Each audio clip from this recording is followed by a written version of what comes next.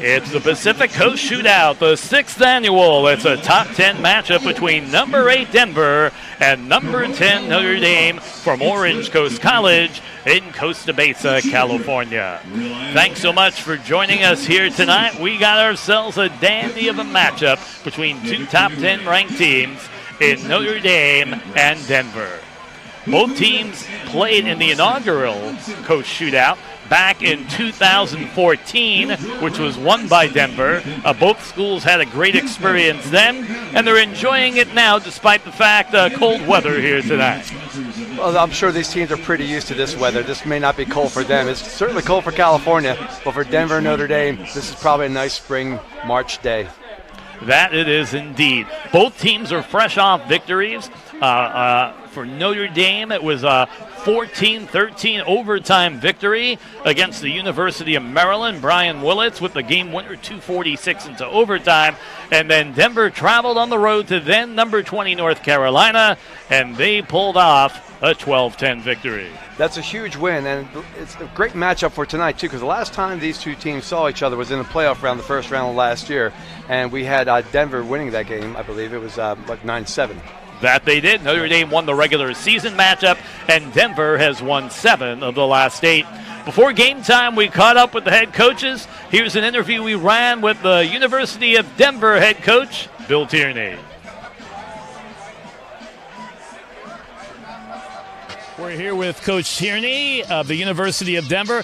And, Coach, first of all, thanks for being out here for the 6th annual Pacific Coast Classic. You played in the first inaugural. What was your experience like the first time? Well, it was great the first time, and so far it's been great this time. You know, G.W. Mix and his wife Mary and this whole group just do a great job. So, you know, you love coming to these things if they're first-class events, and G.W. has set the bar pretty high. I know from talking on the phone you're pretty humble, but you are coaching royalty. 6 championships at Princeton. You win 1 here at Denver in 2015. What did that championship at Denver 4 years ago mean to you in the program? Well, you know, as we've talked about, you know, whenever you win a championship, it's about that team, and it's about that group of seniors and the younger players with them. It's about your coaching staff, but certainly, you know, the historical reference of the only team west of the Mississippi and all that stuff had an impact, and we hope it had a positive impact on the game. And then being able to play in an event out here in California is the icing on the cake, because we have so many players from California now. Well, it also certainly doesn't hurt when you told me that your recruiting is mainly Colorado and California, so this is a showcase for your program. And a little Canada mixed in. That certainly doesn't hurt. So what have you learned so far about the 2019 edition of the Pioneers? Well, they're a resilient group. You know, we had a great game against Duke and faltered in the fourth quarter to lose that one by a goal. But they showed a lot of grit. Even in that one, when we got down by 2 goals with 2 minutes left, we tied it up. So it's an interesting group. We've got some great seniors that have been impactful over the 4 years, but we've also got a lot of young guys playing for us. So it's a nice mix, and they're a great group of kids, and they just want to compete with the best. Ethan Walker, 12 goals in his last 3 games. He just seems like he's really in the zone right now. Well, we hope so. He's going to have to be tonight, that's for sure. But Ethan he's been our man for the last couple of years, and he's a great kid, and he really can. He's a shooter. He's a scorer. Your 29th meeting against Notre Dame. You and Coach Corrigan obviously know each other very well. Lately, you've had the best, winning the last 7 out of 8. But we know most of these games are usually pretty darn close. They're always close. This is, this Notre Dame, not only this team, but their program is a first-class organization. They're always high quality. They've got great coaches, great players, and, we think we have the same. So, it's always a war. It's a meaningful game and a meaningful program to play against. But, it's one that also carries ramifications for the end of the year, since we're the 2 Western teams that have been perennially in the tournament. I mentioned to you, I'm an alumnus of Hofstra. Your nephew was the coach at Hofstra. What words of wisdom to get the Pride back into the national tournament? Seth can do that on his own. I got enough to worry about here at Denver. Hey, Bill, thanks for your time. Good luck. Thank you. We've been talking with head coach Bill Tierney of the University of Denver. We're here with Coach We also caught up before game time with Coach Corrigan. He's won 68% of his career games, has been affiliated with the program since 1988. And here's the talk that I had with Coach C.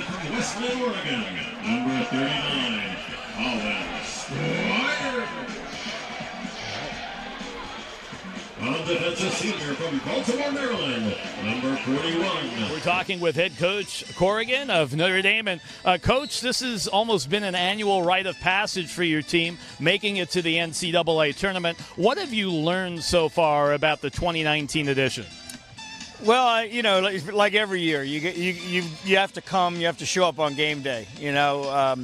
We're still a somewhat young team. We got a lot of young guys playing important roles for us, and so we've been on a little bit of a roller coaster here in the early part of the year. You learn what the process is for how you get to game day and be prepared and be ready and the things that the distractions that can take you away from that. And every team has to learn that the way they do. So we're in that process. Last week, overtime victory against Maryland, then ranked number 2. What did that victory do for the confidence of this team? Well, clearly it helps you because what you say before then, which is that we can play with anybody. But until you do it, it's just talk. So to do that, I think our guys came away feeling good and it was a bounce back week for us, which was really important as well. So it obviously gives you a little boost of confidence, but again, you start the next week and you got to start all over, and hopefully we've done that the way we need to.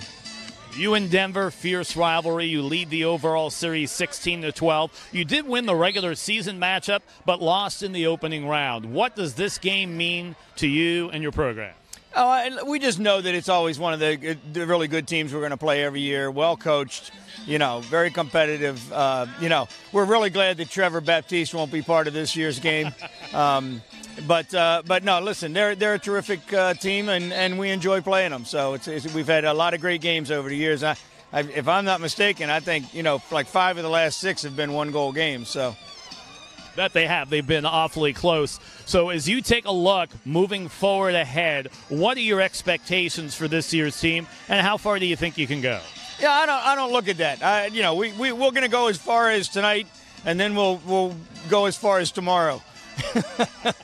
I'm not, it's coach speak, but it's just the way you have to live because anything else doesn't make sense. So, our expectations are that we'll come in and do as well as we can tonight, and then we'll worry about tomorrow. That overtime goal scored by Willett, 2:46 in, and then the guys just mobbed each other on the field. A real emotional moment, wasn't it? I mean, those are great wins, and it is funny. You think about that afterwards. The thin line between going home, really disappointed and going home with a big smile and sleeping soundly that night. So it's a very thin line. You've checked everything on your bucket list except that national championship. You mentioned you lost as a player, you lost twice as a coach, but hey, a lot of people only dream of getting there, don't they? Yeah, I mean, listen, that's something that every coach would love to do, but I'm not going to judge my career on whether I've won a championship or not. It's about the experience to the kids. It's about, did we get the most out of every team that we had, and did we give ourselves a chance, day in and day out to get better and hopefully teach these guys things beyond the field as well. So, but yeah, that doesn't change the fact that, listen, every time I play anything, I want to win. That's just the way it is, right? So why wouldn't I want to win a championship? Coach, best of luck. Thanks very much. Appreciate it, Mark. We've been talking with Coach Corrigan of the University of Notre Dame. So a little insight into a pair of legendary head coaches. Now let's go ahead and take a look at the starting lineups. First, for the University of Denver, they are ranked number 8 in the country, and they have a record of 4-1 as they enter tonight's action. Austin French and Ellis Geis, along with Ethan Walker at attack. Hannah, Jackson, the senior veteran, and Sullivan at midi. John Ober, a late starter at defense, as Dylan Johnson, broken knee, out for the year. Colin Squires and Dylan Gaines. Alex Reddy, your goalie, and Brett Booz, your face-off man. Head coach is Bill Tierney. Well, we're going to feature a true freshman, Ellis Geis. He's their second leading scorer, 15 points.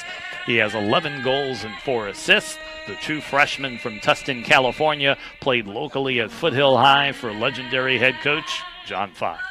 We had just played John Fox's team today, my high school team in Newport Harbor, and I've gone against Ellis Geis plenty of times, and the kid is 6'5", about 230 pounds, and just a powerful kid that you're not going to stop him with just a stick check. You got to put your body in front of him, and not too many guys want to do that.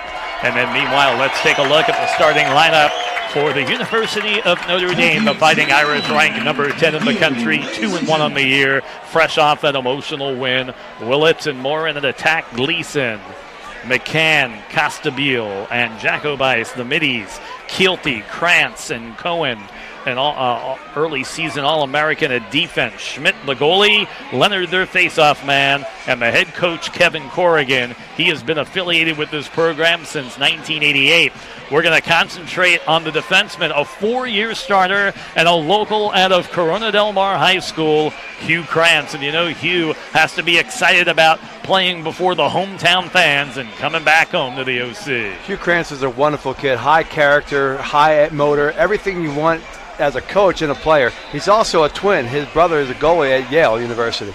Yep, and Yale, of course, won their first ever national championship last year. So what a story that was. Yeah, it's a great story. So the brothers got a competing rivalry about rings. So I know Hugh is looking to bring a ring home this year as Coach Corrigan is chasing his first championship. Been in the show twice, soon to be knocking on the door again maybe this year.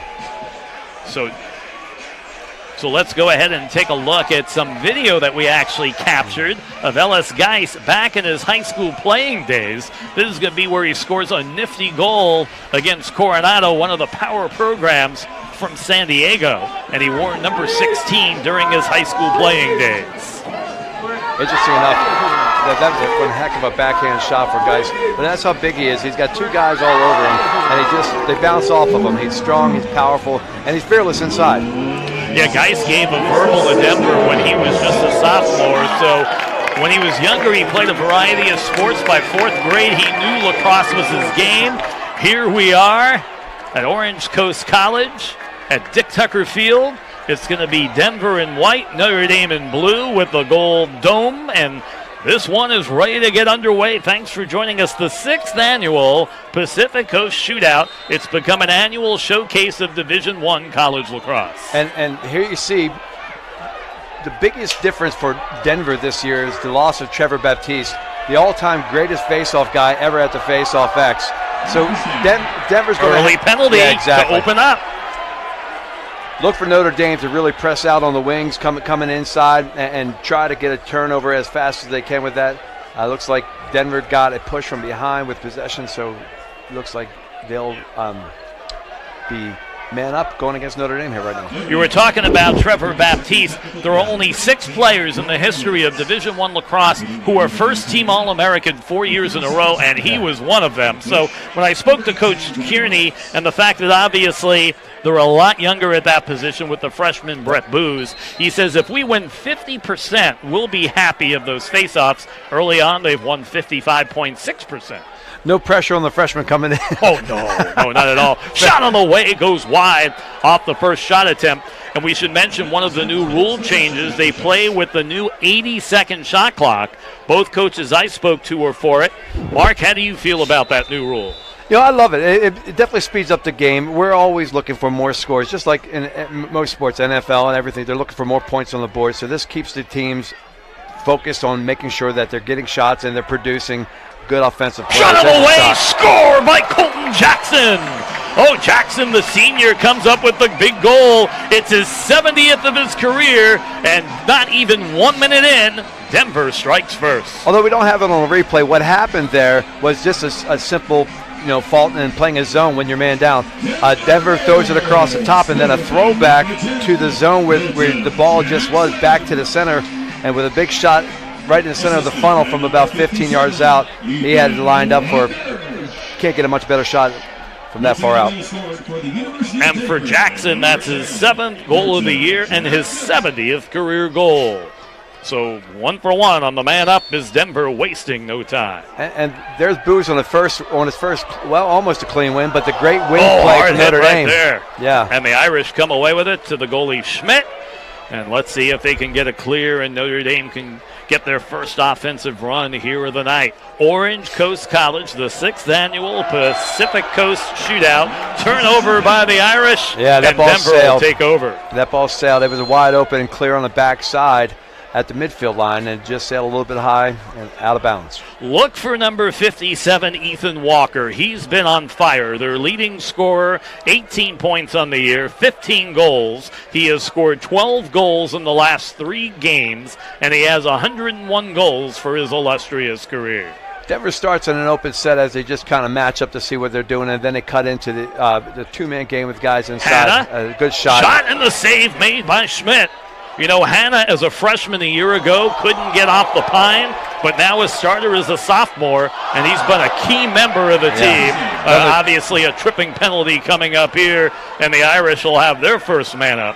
Tripping with possession and intent to distribute. Let's see what the Irish can do right here. Looking to try and get on the scoreboard. It's Gleason with it. Up top. Yeah, they're going to try to definitely take advantage of this. You know, Denver going to hold as tight as they can without caving into the pressure of knowing that they got a flag down and they're going to be serving some time. Hopefully they can withstand this Irish offensive set so the goal, they don't get a clean goal here, and then they get a chance to defend the penalty with their man down. Look for Gleason, number 9. He had 4 goals in that victory against Maryland. He's their leading scorer with 10 points through the Irish's first 3 contests. So Notre Dame's playing a little bit of two-man game, a pass down, pick down, and then they throw it across the top. They'll probably look to clear out on the backside. Nothing there, so they pass down and swing it through X again. Yep, they work it behind the crease off to Morin. Great Morin, inside the opportunity. Chaco boys score! Denver got caught ball watching a little bit there as the ball approached from behind the goal line extended, and as the lefty came upside to the GLE, their midi for Notre Dame stepped into the funnel and nice catch and step down shot for a goal. And that is his 3rd goal of the year, comes at the 12:03 mark. And keep in mind, the Irish now are going to be man up. Yeah, they're going to probably look to wave that off because of the goal. Is that the norm? Yeah, so what happens is if it's a personal foul, a trip is a technical foul. So if a personal foul, such as like an unsportsmanlike conduct or a slash to the head. So for Wheaton Jacoboyce, the 6'2 sophomore, you know, his family loves Notre Dame. His dad was on the swim team back in the day. His grandpa played hockey, and his great-grandfather played football. So 4 sports at Notre Dame being covered by the Jacoboyce clan. That's pretty fantastic. I love that these schools and even these coaches have long traditions and legacies. Coach Corrigan's father was the athletic director at the University of Virginia, and Coach Tierney has his son and his nephew also coaching. Yep, matter of fact, his nephew is the head coach of my alma mater, Hofstra University, looking to get back to the promised land of the NCAA tournament. Notre Dame wins the faceoff, and here they come on the attack in a 1-1 game. Eric Rustick now in the game, wearing number 7. Jacoboyce, he's got it up top, and the Irish right now in no rush, and they're going to work on their half-court set. Also, Quentin Buckman into the game right now, wears number 25.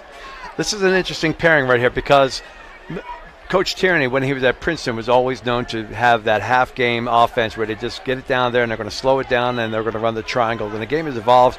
They got away from the triangle offense. Now it's a lot of two-man game that's come from the Canadian influence with box lacrosse. And the box lacrosse influence has a lot of picking and a lot of off-ball play, and almost a pickoff there as Denver substituted from the midfield line. And right now the Irish making the Pioneers work on defense. We always know in sports it's more difficult to play defense than offense, isn't it? Yeah, it definitely is, because one of the things that the offense usually has a scheme, right? And the only way that there's a good shot of goal. Shot is going to go wide by Willett, and possession will be kept. Into the contest right now is Griffin Westland, number 43, a 5'10 freshman out of Lebanon, New Jersey. So you're going to try to see Notre Dame, well, nice sweep Gleason, inside. shot goes wide. Great play Possession inside. will be kept. You got to watch for Gleason because this kid can rip and grip. He's quick, and just took a nice lefty shot right there, and looks like it's a. I don't know what they're doing there, but the shot clock violation. Shot clock violation. Yeah, So we spoke about the new 80-second shot clock violation, which you'll see there's one in both end zones. So if you want to see what the time clock looks like, you just look in the end zone if you're at the facility here watching the game live. If not, you'll just have to trust us.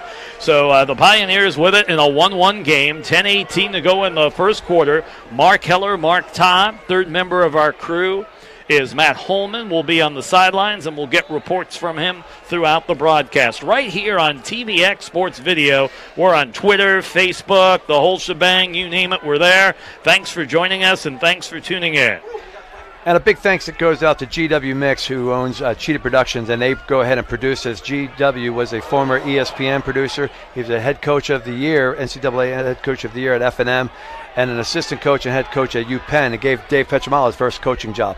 And also as well, he took over for you after you switched from Corona Del Mar to Newport Harbor High and became a sailor and said goodbye, CK. Well, that was I was busy with my real estate career, and I had the blessing to coach with GW for 3 years. He served as my assistant, and man, I pretty learned good a lot. assistant, huh? I was learning from him on a day-to-day basis, so it was a great opportunity. Yeah, and then I took a year off, and Newport Harbor had coaches that needed.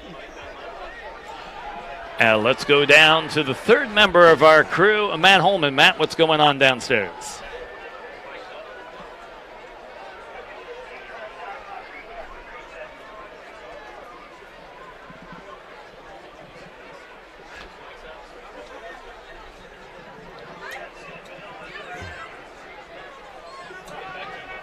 Okay, back to the action here. We got 9:40 to go.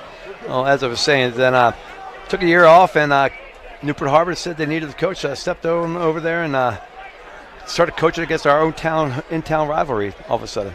Taking a look at the sophomore goalie, Matt Schmidt, becoming a little more consistent. Last year was a starter as a freshman, and that's always tough, being a freshman starter at goalie for a major Division I program.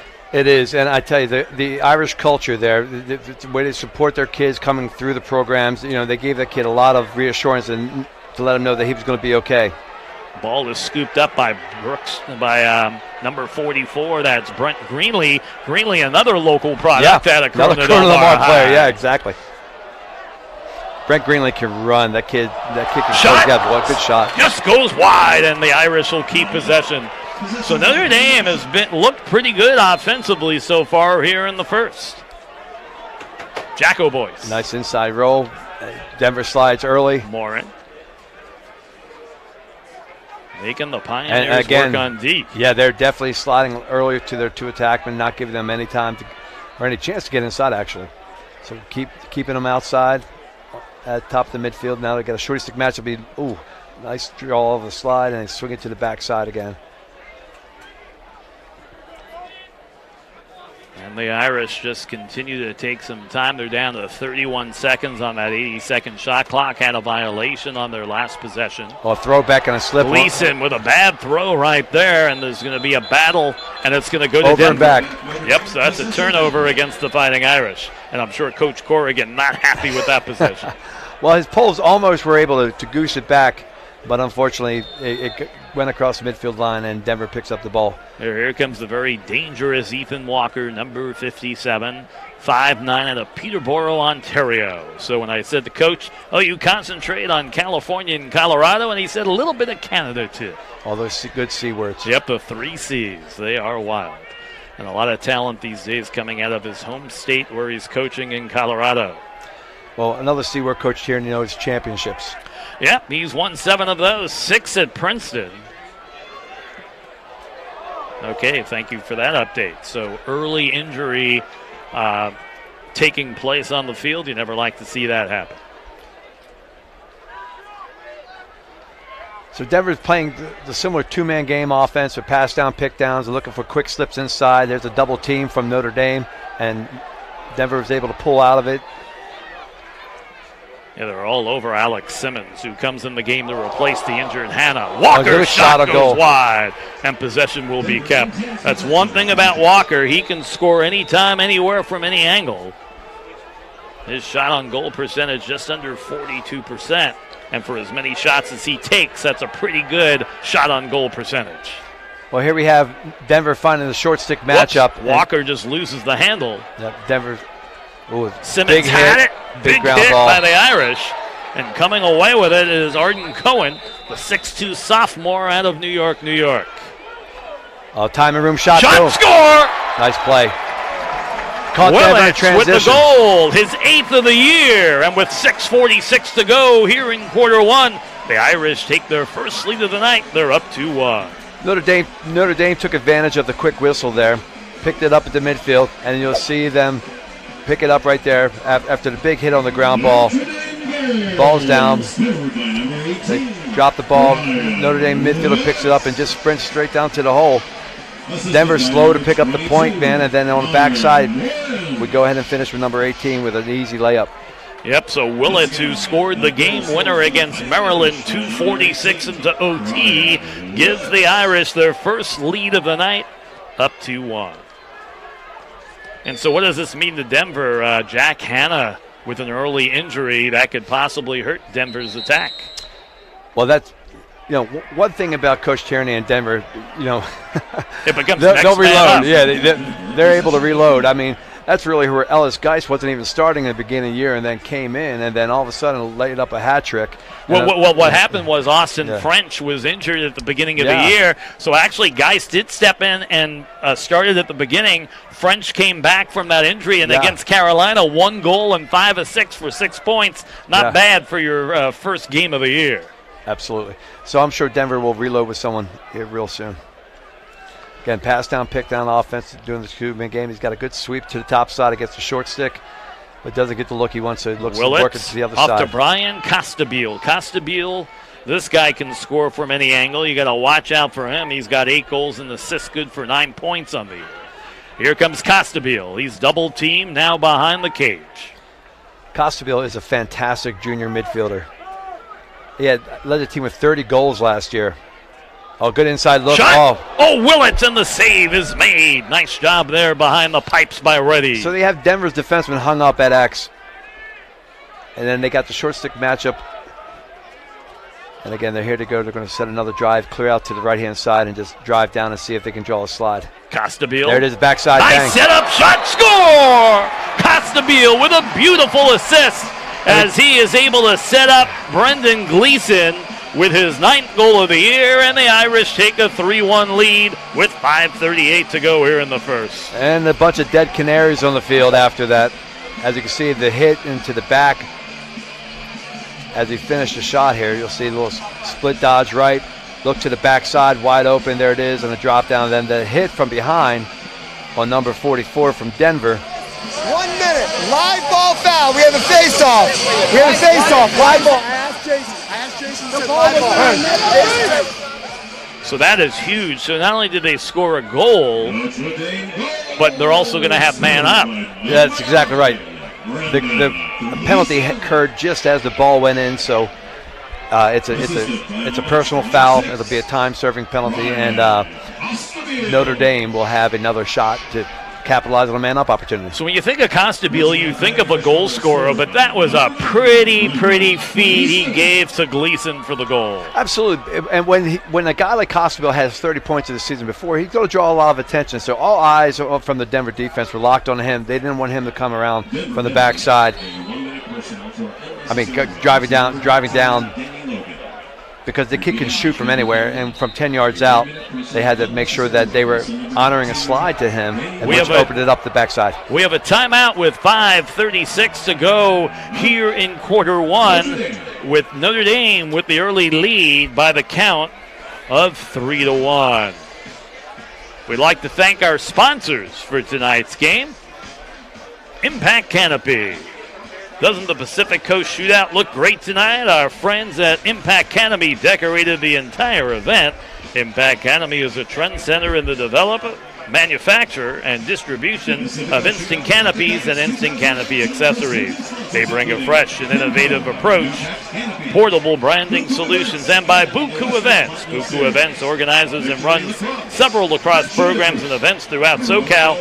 Buku Events has made it a priority to bring the highest quality events for lacrosse players, teams, coaches, and families. With a timeout, we're going to go to the third member of our crew on the sidelines, Mr. Matt Holman.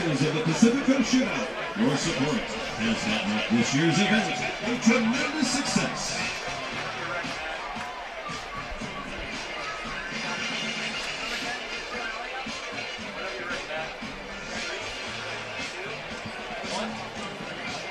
Yeah, just listening into the Notre Dame huddle, Coach Corrigan is imploring his offense right now. It's about spacing and looking backside right now. I wasn't able to hear the defense call, but offensively, he's just looking to keep the ball hot and he's worried about their spacing. They're getting a little jumbled and bunched up. Back to you guys. Thank you, Matty.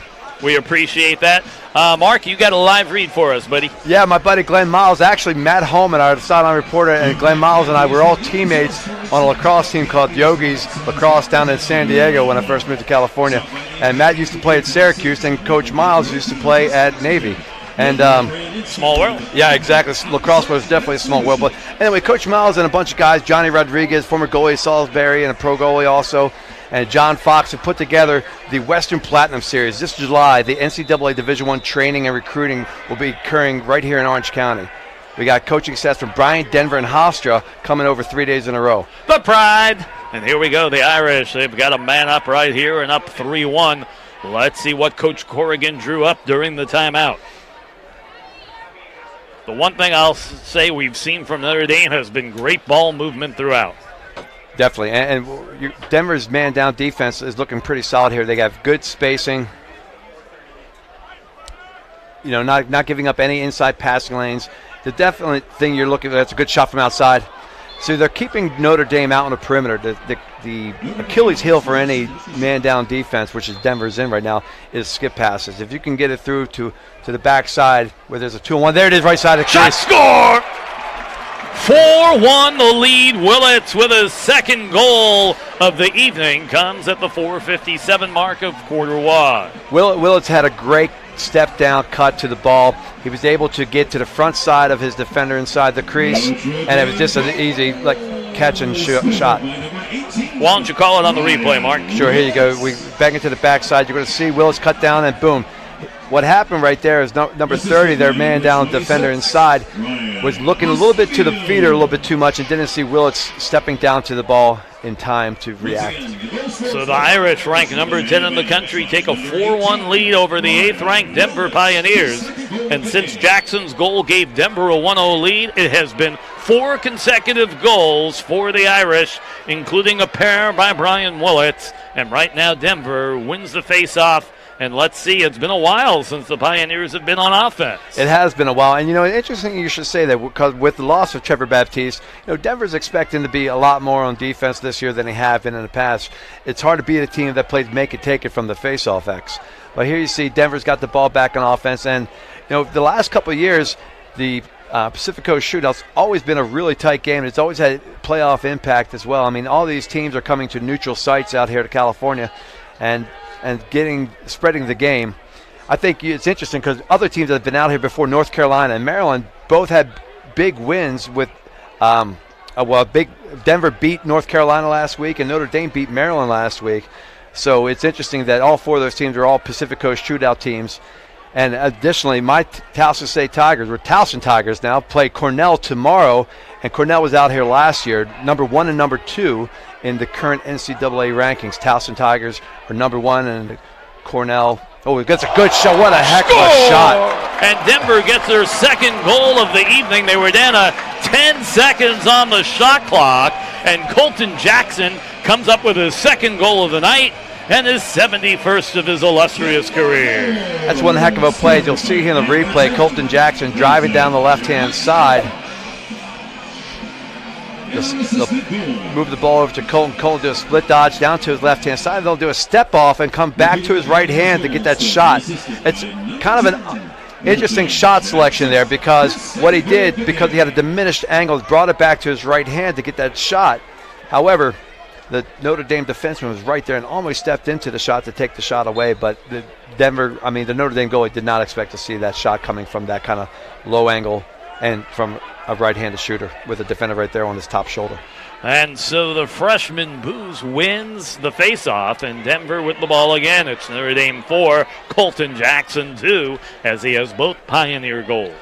You know, kudos to Booz, who's really stepping up here and making a huge difference for Denver right now after the Irish had gone on a 4-goal run, and all of a sudden Denver's feeling the pressure and possession.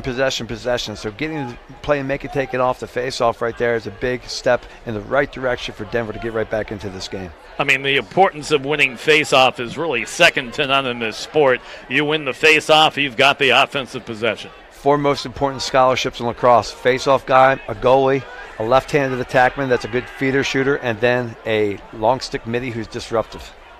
And Denver has all those ingredients that you just mentioned. Absolutely. Here comes Ethan Walker, the lefty who can shoot with the best of them. A little rollback for Ethan, and comes back to a double. Geis, his shot goes wide. He gets his first shot attempt of the night. Does the freshman from Tustin, California, out of Foothill High. Shot on the way and save made by Schmidt. And good job by the sophomore goalie. Hugh Krantz. Yep. Hugh coming up big is the senior. He played both football and lacrosse at Corona Del Mar, and during his run with the Sea Kings, they won 3 consecutive CIF football titles. And what was amazing during that run, they did it with 3 separate starting quarterbacks. And this year they've got, Corona Del Mar's got some kids. They just have a kid, tight end, that just committed to Stanford University. He's probably one of the number 1 recruits in America. And CDM has done a great job with their athletic department, as well as with their academics. It's a fantastic school in the Newport Mesa Unified School District here in Orange County. Yep, Corona Del Mar. They've also had a pretty good basketball team over the years. Have called some Sea King games. Oh, yeah, Dennis Rodman's son used to play during the Cox 3. Yeah, then he went over to Jay Serra. Yeah, exactly, yeah. The world of prep sports, I'll tell you. So the Irish with the ball down to 20 on the shot clock and a 4-2 lead. Yeah, he got a little split dodge into the funnel there. And Gleason. Yeah, not enough down to space. 14 seconds. They have to start looking for a shot attempt here. Don't want a violation. Great defensive play by Denver's number 28. Gets knocked out of bounds and goes to Denver, and the Irish were down to 6 on that 80-second shot clock. And then the other rule change they have is the play inside the crease. Talk about that rule change. Well, I know that they're looking to minimize they're still trying to protect the goalie. However, now the attackman used to be able, back when I played, we could dive into the crease, and it was a wonderful strategic advantage. But however, goalies were getting injured, so what they've done, they banned the dive, and then this year they brought the dive back in, but with limited parameters. So you can't dive directly into it. Imagine the goal as an ice cream cone, and there's a big arc out front of there, so you can dive laterally, but not into the cage itself. You can dive across the front, you can dive across the side, but you can't dive into the goal itself. Shot went wide by Sullivan. They got their own rebound. Hanna back in the game as shot goes wide, and possession will be kept with 20 seconds to go here in the first quarter. Notre Dame 4, Denver 2. Let's see if the Pioneers can put a goal on the board before the end of the first quarter. Get some momentum. Denver's got excellent stick handling and spreading the field out well now. Nice hitch dodge and a good shot. Nice save. The save made by Sullivan. He's come up with some good ones here in the first off the shot by Jackson. And that should do it for the end of the first quarter of the 2019 Pacific Coast Shootout. It's Notre Dame 4 and Denver 2. You're watching exclusive action of the Pacific Coast Shootout right here on TVX Sports Video. And in case you're wondering how you can check out this game, we're live on YouTube. You can catch us on Twitter, Facebook, and Instagram. Denver in white, the number 8 team in the country. They are trailing number 10 Notre Dame by the count of 4-2. I'll tell you what, right now they're checking some of the sticks and make sure that they are the proper length. Yeah, that's a standard thing after every quarter and their timeout. The refs will go ahead and do a random stick check of any of the kids on the team. And we should mention we have a standing room only crowd here at Orange Coast College. And we're going to take time out. When we return, it's second quarter action. It's the 2019 Pacific Coast Shootout right here on TVX Sports Video, live on YouTube.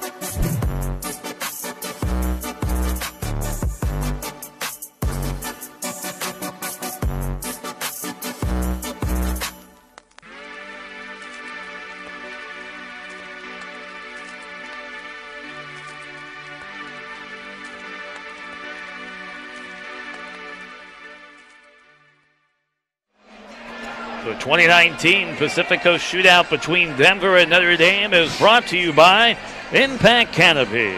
Doesn't the Pacific Coast Shootout look great tonight? Our friends at Impact Canopy decorated the entire event.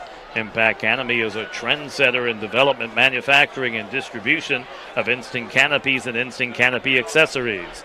They bring a fresh and innovative approach to branding solutions, and we're ready for second quarter action.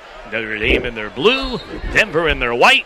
And here we go. Mark Keller, Mark Todd, Matt Holman. Thanks for joining us here on our live stream on YouTube, here on TVX Sports Video. Nice play by Booz there on the face-off. He's trying to keep it to himself between his legs. Got a little push from behind, no call, but was able to kick it out to his long stick midfielder that helped get it back to the defense. And now Denver's in the clearing phase of their game and get it across, and they still need to touch the box here, but they got a little bit of time. And then they also have a new 20-second clearing rule this year. Yeah, so 20 seconds to get it across the midfield, 10 seconds to get it inside the box once you cross the midfield. So the box is the restraining box from you see out here on the 30-yard line.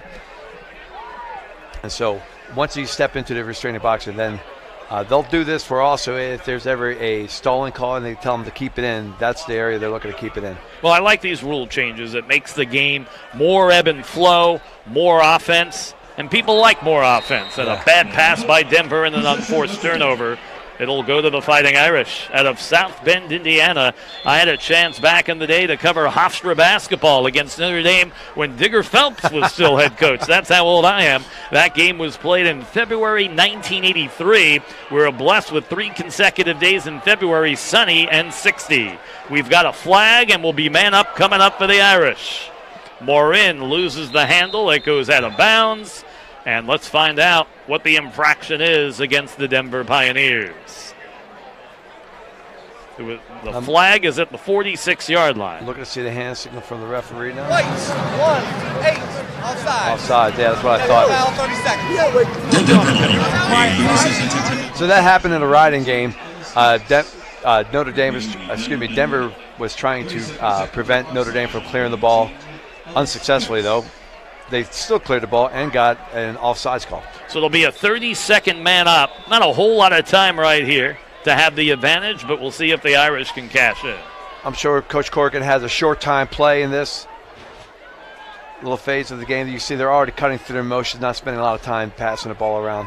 Looking for a seam now. Jacko There it Boyce. is inside. Shot on the way by Willits goes wide, and it will go to Denver, though. Critical turnover. The guys on the goal line extended, the 2 attackmen, 43 and 9, weren't prepared for the shot. It was a great feed inside and a nice shot, but the goalie was the closest man to the ball when it went out of bounds. And you're referring to Gleason and Westland in 9 and 43. So Denver right now with the ball, their first offensive possession here in the second quarter. They trail by the count of 4-2, but here comes the clear for the Pioneers. I don't know why he slowed down right there. He had the guy beat. Maybe just didn't know where. Well, Notre Dame is a man up, so they're going to press the ball heavy here. Yep, right now it's Danny Logan with it. a 5'11", 195-pound junior out of Upper Arlington, Ohio. And just a few more seconds here, and Denver should be released from the penalty. And Denver's just playing a little stall until they're released, and now they're back to even strength. Yep, Austin French right now in the game. He wears number 4. Look for him. Big split dodge to the right-hand side, a little give-and-go action, like face dodge, and a good shot on the goal line extended. Shot goes wide, and possession will be capped off the shot attempt by Alex Simmons, 5'11", 180-pound freshman out of Smithville, Ontario. He's another freshman who's produced early on with 6 goals and 2 assists. Good for 8 points. The Canadians, well, that's their sport. Yeah, and it is their national sport. And again, with many people think hockey, but it is lacrosse. Sure. And with box lacrosse, they have much smaller goals, and the goalies are bigger pads and much smaller targets. So the Canadian shooters, offensively, are very, very accurate. And so coming out here to field lacrosse, where you get so much more space to operate and to dodge on people, and then a goal is so much bigger. And truly, I think the most difficult position to play in all of sport is got to be a men's lacrosse goalie. And these guys take shots that come in over 100 miles an hour and just do fantastic things with their bodies to stay prepared. So what's happening right now? Why do we have this break right now? I know Coach Tierney was just talking to one of the officials. Yeah, it's funny because Coach Tierney is good for 2 or 3 calls a game. He will definitely ride these guys. Well, one of the things they had to do was they had to reset the shot clock to 80. Yep. It kept rolling, and now they got it back at 80, and we have 12:37 to go here in the first half. The Fighting Irish leading Denver by the count of 4-2. The scoring that we have so far, Colton Jackson opened it up for Denver for a 1-0 lead, but then goals by Jacko Boyce, Willits, Gleason, and Willits again made it 4-1, and then Colton Jackson scored a goal late in the first to make it 4-2, and that's where we stand. So the referees are still talking with Coach Tierney right now, and I don't see Coach Corrigan over there, so something's going on over there. But I tell you, Coach Tierney and Coach Corrigan are both wonderful coaches, great leaders of men, but both very passionate. There's Coach Corrigan, he's over there too, so they're both jawing with the referee. Okay. Got it. So they're still trying to fix a technical error on the shot clock. So apparently we'll have to see what the shot clock number should be at. And I think Matt Holman's kind of in the middle of the fray, hearing this entire conversation. I don't know if we'll be able to get an update from Matt on exactly what's taking place. But right now, both coaches talking to the official. And something like this you don't like seeing happen because it's really taken away from the flow of this contest. It is. And, you got to remember, too, these guys are coming from Colorado time and Indiana time. So it's late in the evening for these kids as well. Yeah. Well, we know college kids are used to staying up all night anyway. So it doesn't play a factor in their being awake. It may have something to do with maybe their reflex as far as time. Right. Of course, 1 hour later in Mountain Time Zone, 2 hours in Central Time Zone. My younger daughter, by the way, who got married in October, now lives in that Mountain Time Zone in Boise, Idaho. This is pizza time in college. Right? Good split dodge down the right-hand side, looking to draw and dump, didn't see anybody, so there's a little pass down, pick down, and swing it to the backside. See if they get the same thing going the other side against a short stick matchup. A good sweep across the top. And then pass it to the backside again. Good ball movement across the top. But Notre Dame's defense. Shot goes wide off the attempt by Jack Hanna, and they'll keep possession. It's great. Austin French with it behind the cage. Typical Notre Dame defense, not letting anybody get in the shooting funnel easy, keeping Denver to the perimeter of the offense. French lost it. It's now corralled by Walker, and his shot goes wide, and it will go to the Fighting Irish. Yeah, that was exactly 12 minutes to go in the second quarter. Yeah, that was a desperation shot as the shot clock hit 0, and he pulled that trigger on that shot. So after that whole shot clock fiasco, they barely avoid a shot clock violation. Yep. Denver riding a little bit softer than Denver typically rides. I tell you one thing to look for is the Notre Dame ride. Notre Dame rides furiously. I mean, they'll break out a couple different 10-man rides and really press the ball all over the place. And when it comes to Brendan Gleason, head coach Corrigan just said he is a fierce attacker. He just constantly is in attack mode. You love those kind of players. always a threat to score, always a threat to make a big play for their team. You have to love the fact that he had 4 goals in their last game in that victory against the University of Maryland.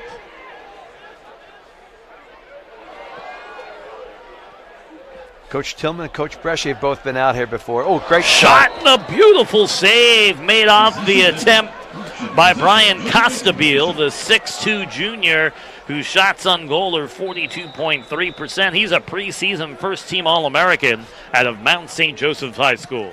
The Fighting Gales, that's where one of our sponsors from Buku Lacrosse, Johnny Rodriguez, played goalie.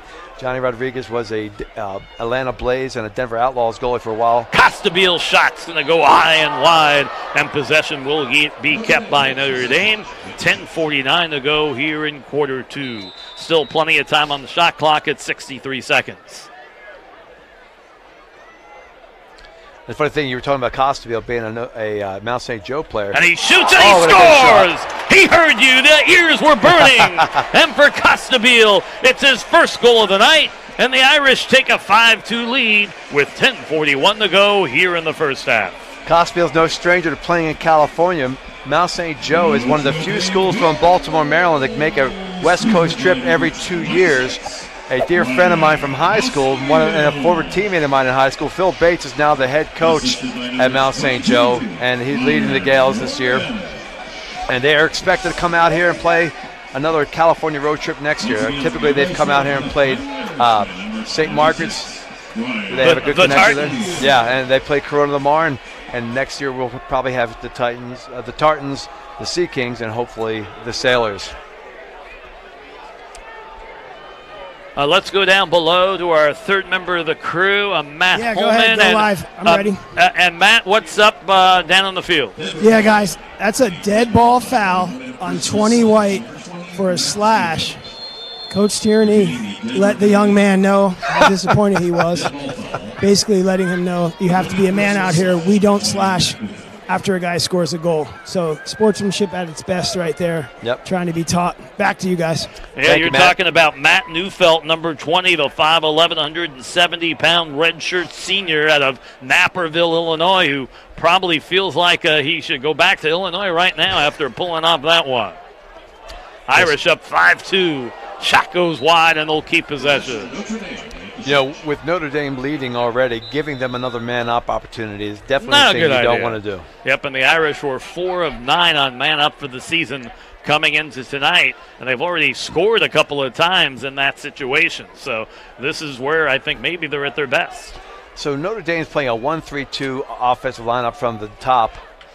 You know, back in New York, they call it a 2-3-1. In Maryland, we call it a 1-3-2. New Yorkers call it from the goal line forward, where people from Maryland down south below the Mason-Dixon line call it from the top of the box down. Well, whatever they call it from New York, that's what it is. Being a native of Merrick, Long Island, New York, and an alumnus of Hofstra. That was a good inside-out play. Shot on the way, and a beautiful save is made by Reddy.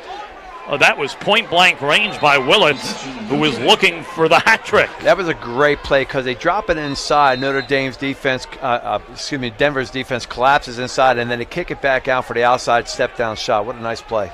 9:26 to go here in the first half. Notre Dame has dominated Denver throughout. They're up 5-2. A little bit of a surprise, but the Irish riding that high off that overtime victory over then number 2 Maryland, 14-13. Costabile. Shot goes wide, and possession will be kept. He did the pass down, pick down. Costabile looked for the throwback, but decided to keep it because he had a good sweep inside the shooting funnel and a good take on the goal there. Up 5-2 and looking for more is Wheaton Jacobois. Boy, what a goal he had in that game against Maryland. Totally faked out his defender. Had time to turn around, plant his feet, shoot and score. It was a beautiful move by number 55. And here we are again, right down the Costabile. Shot, score! Costabile gets his second goal within less than 2 minutes. And the Irish go up 6-2 for Costabile, his 10th of the season. You'll see this is a great play. Costabile takes a couple pelts across the back and across the chest as he goes to the goal, but he's a tough player. And then here we go, watch. This Costabile's top center in the funnel, little face drive to his right, slap on the back, slap across the chest, and boom, ball's in the back of the net. and high fives to his teammates. And you can see why he was a preseason first-team All-American, living up to it tonight. 2 goals on the evening within 2 minutes of one another, his 10th of the year.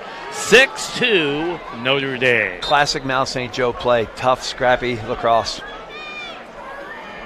Denver needs to win this face-off. Yeah, they need to get driving, possession. and It Denver, doesn't happen. boy. Here comes Leonard. He wins it. Oh, and the pass to Willits goes wide and will go to Denver. But I like the way Leonard has been playing in the face-off position. He's been pretty scrappy tonight. Doing a fine job against Booz, who's one of the highest recruited face-off guys in the nation.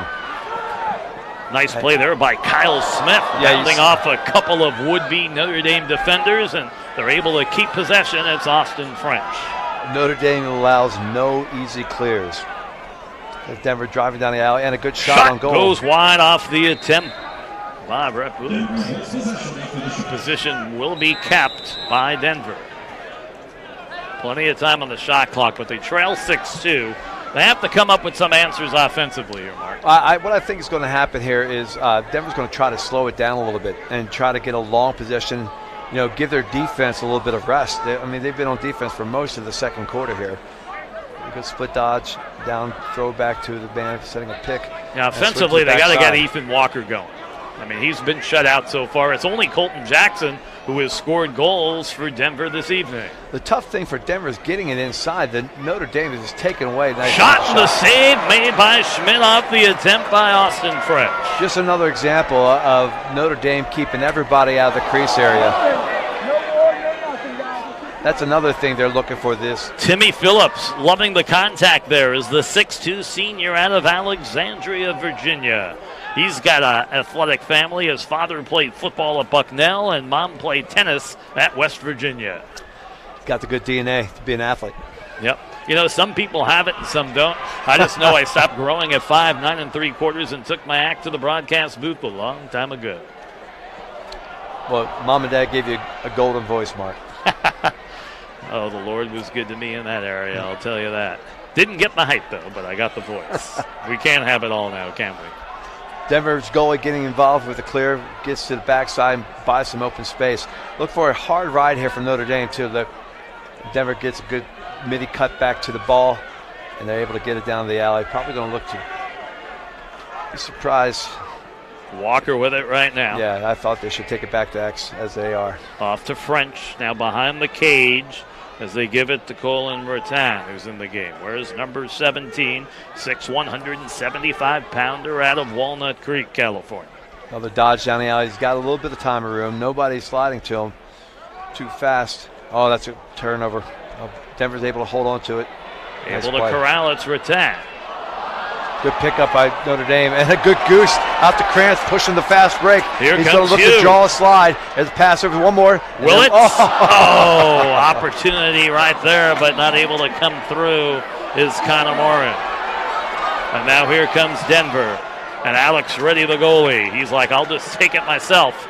Let's get a clear, and Denver does just that. Let's see what they can do offensively, trailing 6-2. It's impressive how... I think we have a timeout on the field with 5:40 to go and a 6-2 game. Notre Dame 6 and Denver 2. What do you got for us, Mark Todd? We'll talk about one of our presenting sponsors, the Western Platinum Series. It's the first of its kind out here in California. It's a unique 3-day event from July 9th to July 11th. It gives Western lacrosse players the opportunity to learn and train with 3 of the great Division I programs, Denver, Bryant, and Hofstra University. And you can find out more about it at bukuevents.com. By the way, go Pride. And also want to say hello to my good buddy Andy Hirschhorn from Hofstra. I know he's tuning in tonight to this one.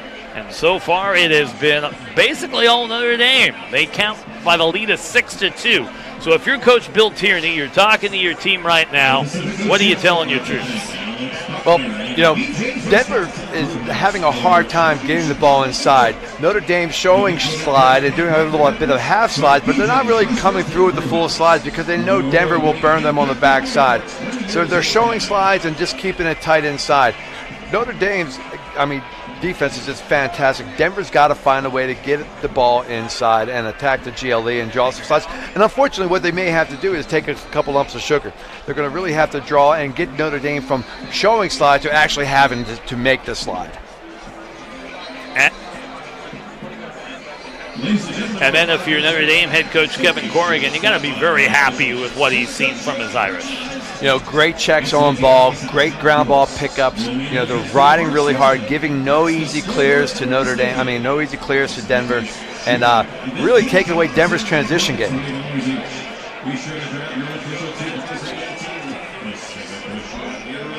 Let's go down to Matt Holman on the sideline. Matt, what was said during the timeout? Hey, thanks, guys. Listening in on the Denver huddle, defensive coordinator is imploring them to get a stop. That's all he said was and I won't say what he said, but he said get a stop. Coach Tierney reiterated the same thing, and then the Denver captains got in the face of their teammates and said, we got to pick it up. So they're just looking to get that intensity up. Obviously, they want to convert here with 5:40 to go. Back to you guys in the booth. Hey, thanks, Matt. And Bill Tierney's assistants are Matt Brown, John Orson, and then you got Eric Adamson, volunteer assistant who played at Denver, and another local kid from Orange County, and Sue Kelly, director of operations. Yeah, and then on the on the Notre Dame defense, you got Jerry Byrne, who's truly one of the most defensive geniuses in modern-day lacrosse right now. Coach Byrne is a great teacher, young man. One of the things you can watch on Notre Dame, too, they do a great job of publishing everything they do online on YouTube and how they do their dodges, how they do their drills. And it pretty much gives pointers for young high school coaches. If they want to learn the Notre Dame way, they just go and look at NDTV. Shot, just goes wide off the attempt by Walker, and that was from point-blank range. And that's a shot that usually Ethan will score on. Yeah, Austin French battling. And they're saying the ball goes to the Irish. Yeah, push out, ball went out of bounds off a Denver stick. Yep. So let's see how much softer Denver's ride is by comparison to Notre Dame's. The Notre Dame goalie's got the ball, and no one's pressing him at all. He's just looking for the box, looking for somebody to come in. And now Denver finally sends somebody down there. Almost a quick turnover, but some good handles. 24 from Notre Dame. John Hallenbach. Yep, Hallenbach, he came up with a goal in that 1-goal win over Maryland. Another contributor to the Fighting Irish offense. He's an Indiana boy, so it wasn't a big drive for him leaving Culver Academy, which was the #1 program in America for a while. Costabile gets triple teamed, loses the handle. Pioneers cause the turnover, and here they come on the clear. They need a goal in the worst way here offensively, don't they, Mark? They do. They were looking for a trailing midi on that play right there, but still no numbers advantage. Notre Dame does such a great job of getting back into the hole and making a no-fly zone through the crease area. Rattan with it behind the goal, off to Ethan Walker. Walker, number 57, back to Rattan. They're just trying to find something to get going. Here's Austin French. And I think they're going to call it a illegal pick. Yeah. Yes, they do. We both caught that one. Yeah. You can't do that right in front of the official. Yeah, a little illegal procedure. What happened is, he chipped the shoulder. He moved the shoulder slightly when he didn't really have to do that. And another easy clear for Notre Dame. Denver's got to change that in their riding and clearing game. Costabile, shot goes wide. Good attempt right there, and the Irish will keep possession. Yeah, Costabile, showed high, shot high, but a good overhand shooting technique. Yeah, that clear was just too easy for the Irish. The Pioneers have got to make it more difficult for Notre Dame. Up 6-2. So they got an opportunity right here because the short stick midi dropped. Costabile loses the handle. Now recorrals as he's being defended by Dylan Gaines. Gaines, preseason third-team All-American, number 41. So you see the kids. Oh, great shot on goal. Simple. And the Irish take a 7-2 lead. And coming up for Notre Dame, it's Wheaton Jacobois. He scored their first goal of the game, scores one here, his fourth of the year. It's 7-2 with 2:45 to go in the first half. Nice left-handed shot by Jacobois. Does a little split dodge. You'll see him get the ball out here on the wing, right out there to 30, a little split dodge to his right-hand side, down the alley, bring it back to his left inside. and so he gets a better shooting angle with his left hand and getting inside the funnel and then letting it bounce to the far backside pipe. Well, this game is starting to become a runaway train, 7-2 Irish, and I think halftime cannot come quick enough for head coach Bill Tierney right now. Well, I tell you what, the face-off, gentlemen, Booze has to come up huge on this draw right here. This is a critical face-off for Denver, and they do come up with, and then a turnover. See, that's what Notre Dame does. You may get the ball from the face-off for a moment, and then their poles just swarm all over the place, and they create that into a turnover. They have the ball right now. Up 7-2. Nice pass using a full field. Now, Denver's now riding a little bit more efficiently now. They're making Notre Dame have to work for it, and you see them just gilming the ball down, and what a dive pass. Look at that pass. Here comes Gleason. Shot, score! Gleason and a penalty after the goal. Up 8-2 with 2:14 to go. And for Gleason, his second of the night and his 10th of the season. Caught Denver daydreaming. So essentially, when the goalie sends they call this a Gilman pass, and the pass comes from Gilman High School in Baltimore, where they used to just clear the ball by having the guys chuck it.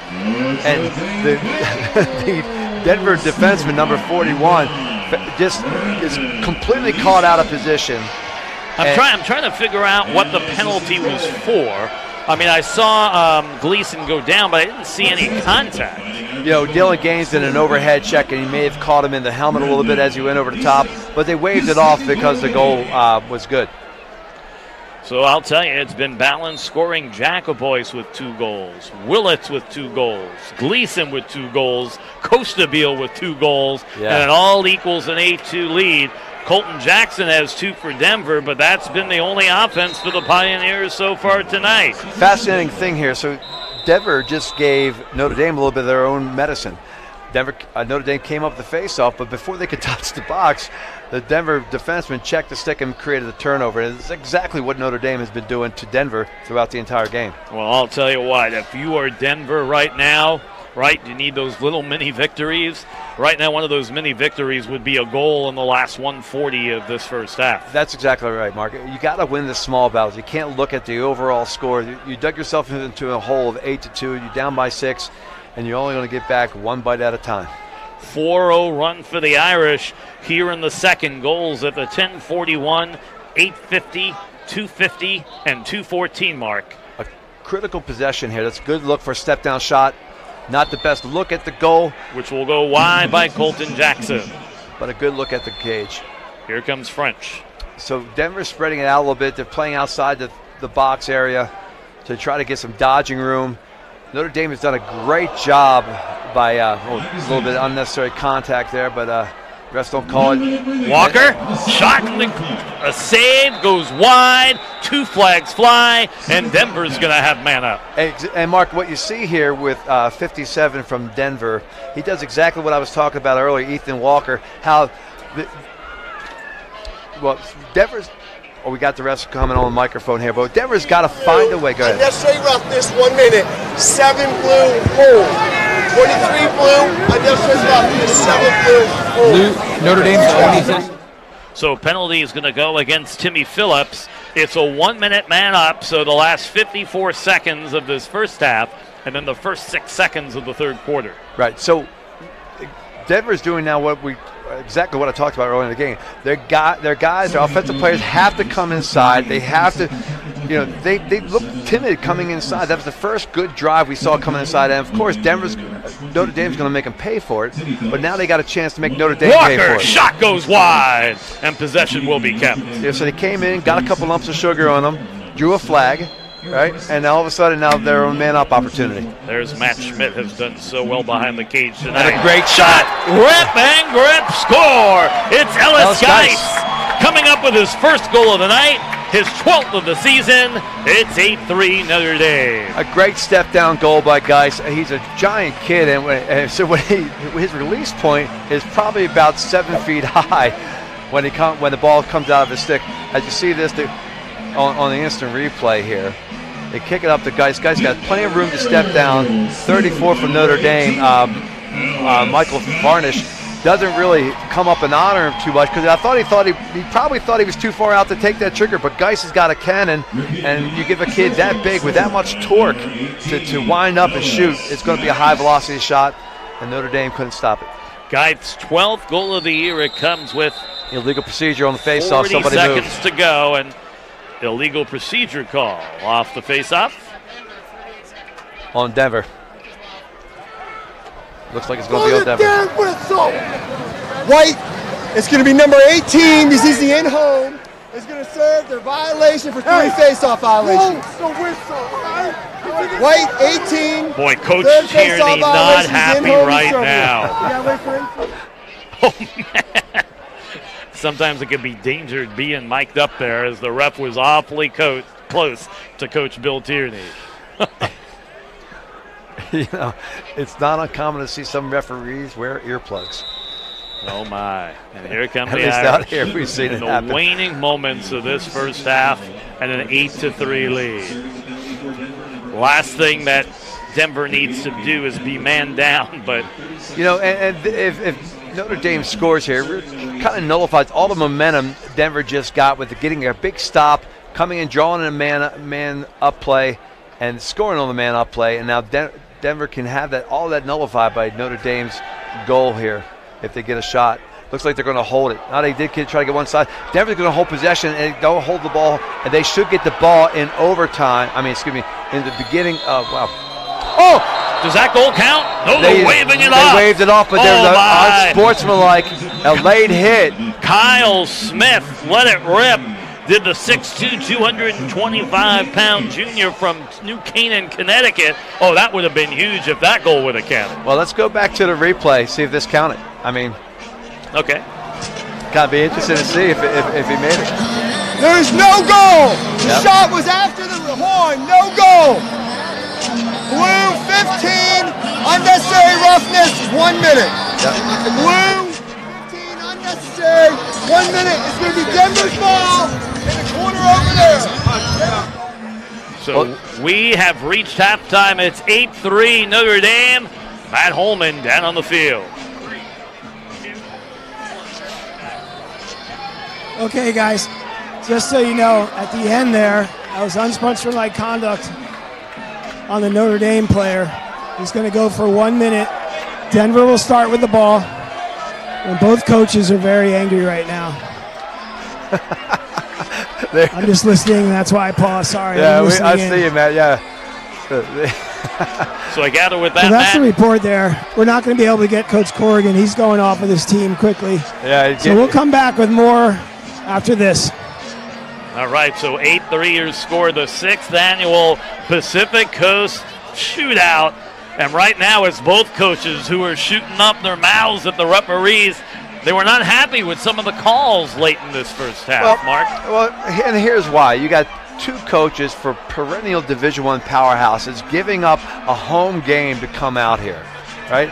And then they get officiating, which they maybe not feel is quite up to par for what they're getting back at their home fields or back on the East Coast, even though I thought the officiating has done a pretty good job so far for what we've seen. They've called definitely the obvious. But so what you see is there's a lot at stake for these guys, you know. When you make your living based off the decisions of 17 to 24-year-olds that they're in the college bracket, sometimes you got kids and master students, it's a tough career being a college coach. And you know what? There's so much pressure from alumni and to win now and win all the time that, you know, these guys are in the crucible. So 8-3 is your halftime score. Notre Dame led 4-2 at the end of one, and then 4-1 here in the second to take an 8-3 lead. And I've really liked the balanced scoring that Notre Dame has come forward with. Their ball movement, and you know anytime in sports, when you have great ball movement, you're going to be able to beat the defense, get some openings, and they were able to get some open looks, and they were able to put it behind the pipes. They did a great job playing a two-man game offense, coming off picks, doing throwbacks and rollbacks, and everything that Notre Dame is doing. It's fantastic because Denver can't key on just one guy. You know, it's just like, for instance, right now, Notre Dame's able to key on Geis a little bit more, or they're going to have to start keying on Geis a little bit more. But Denver's really got to get inside. Notre Dame's defense, I think the real story here is Notre Dame's defense. Their defense is preventing any inside plays from occurring for Denver. And keeping Denver out on the perimeter and having them have to use their outside shooters is a fantastic strategy. And Denver's just got to find a way to get inside. And then Denver offensively, they got a pair of goals from Colton Jackson. They got a late goal in the first half from the freshman at a Foothill High, Ellis Geis. 8-3 is your score. You're watching exclusive action of the 6th annual Pacific Shootout here at Orange Coast College in Costa Mesa, California. We'll give you the halftime numbers and highlights when we return. The stadium looked amazing.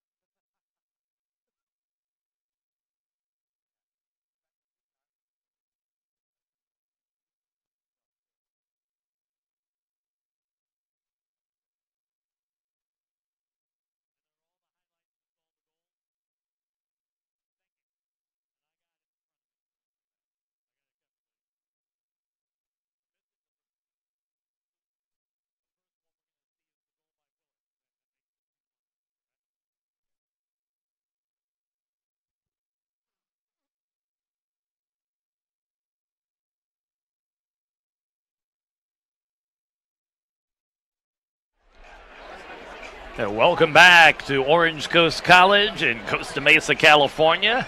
Mark Heller, Mark Todd, Matt Holman on the sideline. Thanks for joining us. Well, a lot of action, a lot of goals. Let's get right to the first half highlights that took place in this one, with Notre Dame leading by the count of 8-3.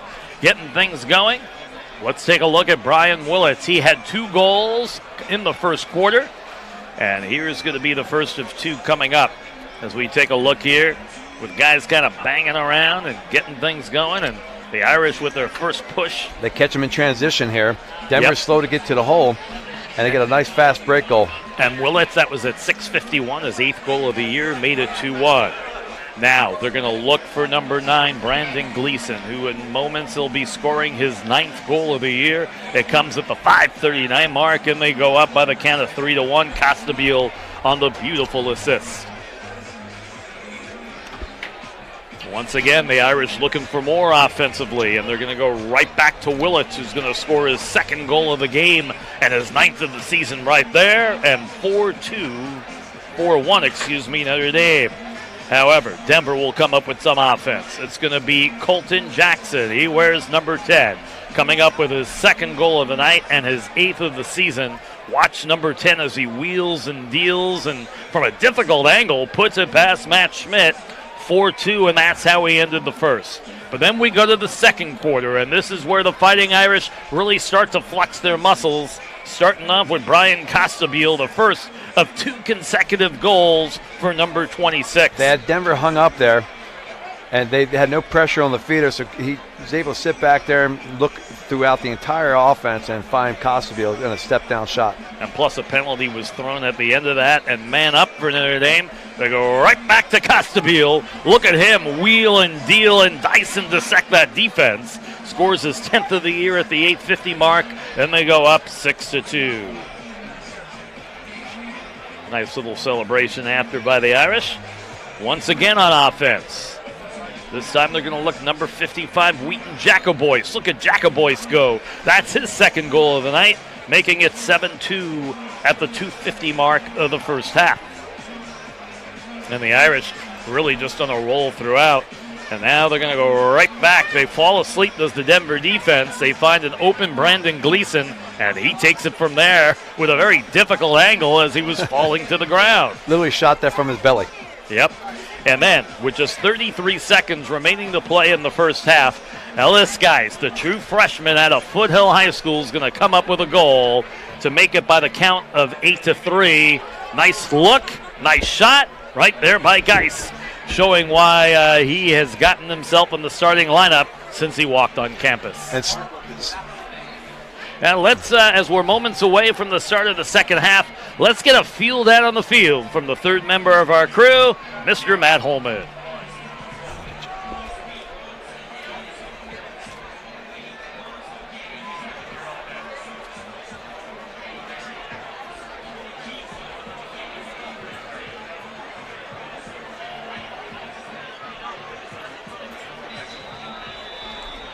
Okay, well, thanks so much. So, moments away from the start of the second half. What's on your mind, Mark Todd? Well, speaking of Ellis Geist, today my Newport Harbor Sailors played Foothill Knights, and my buddy John Fox here is in the booth. I'm going to hand my headset over to John. John, be nice now.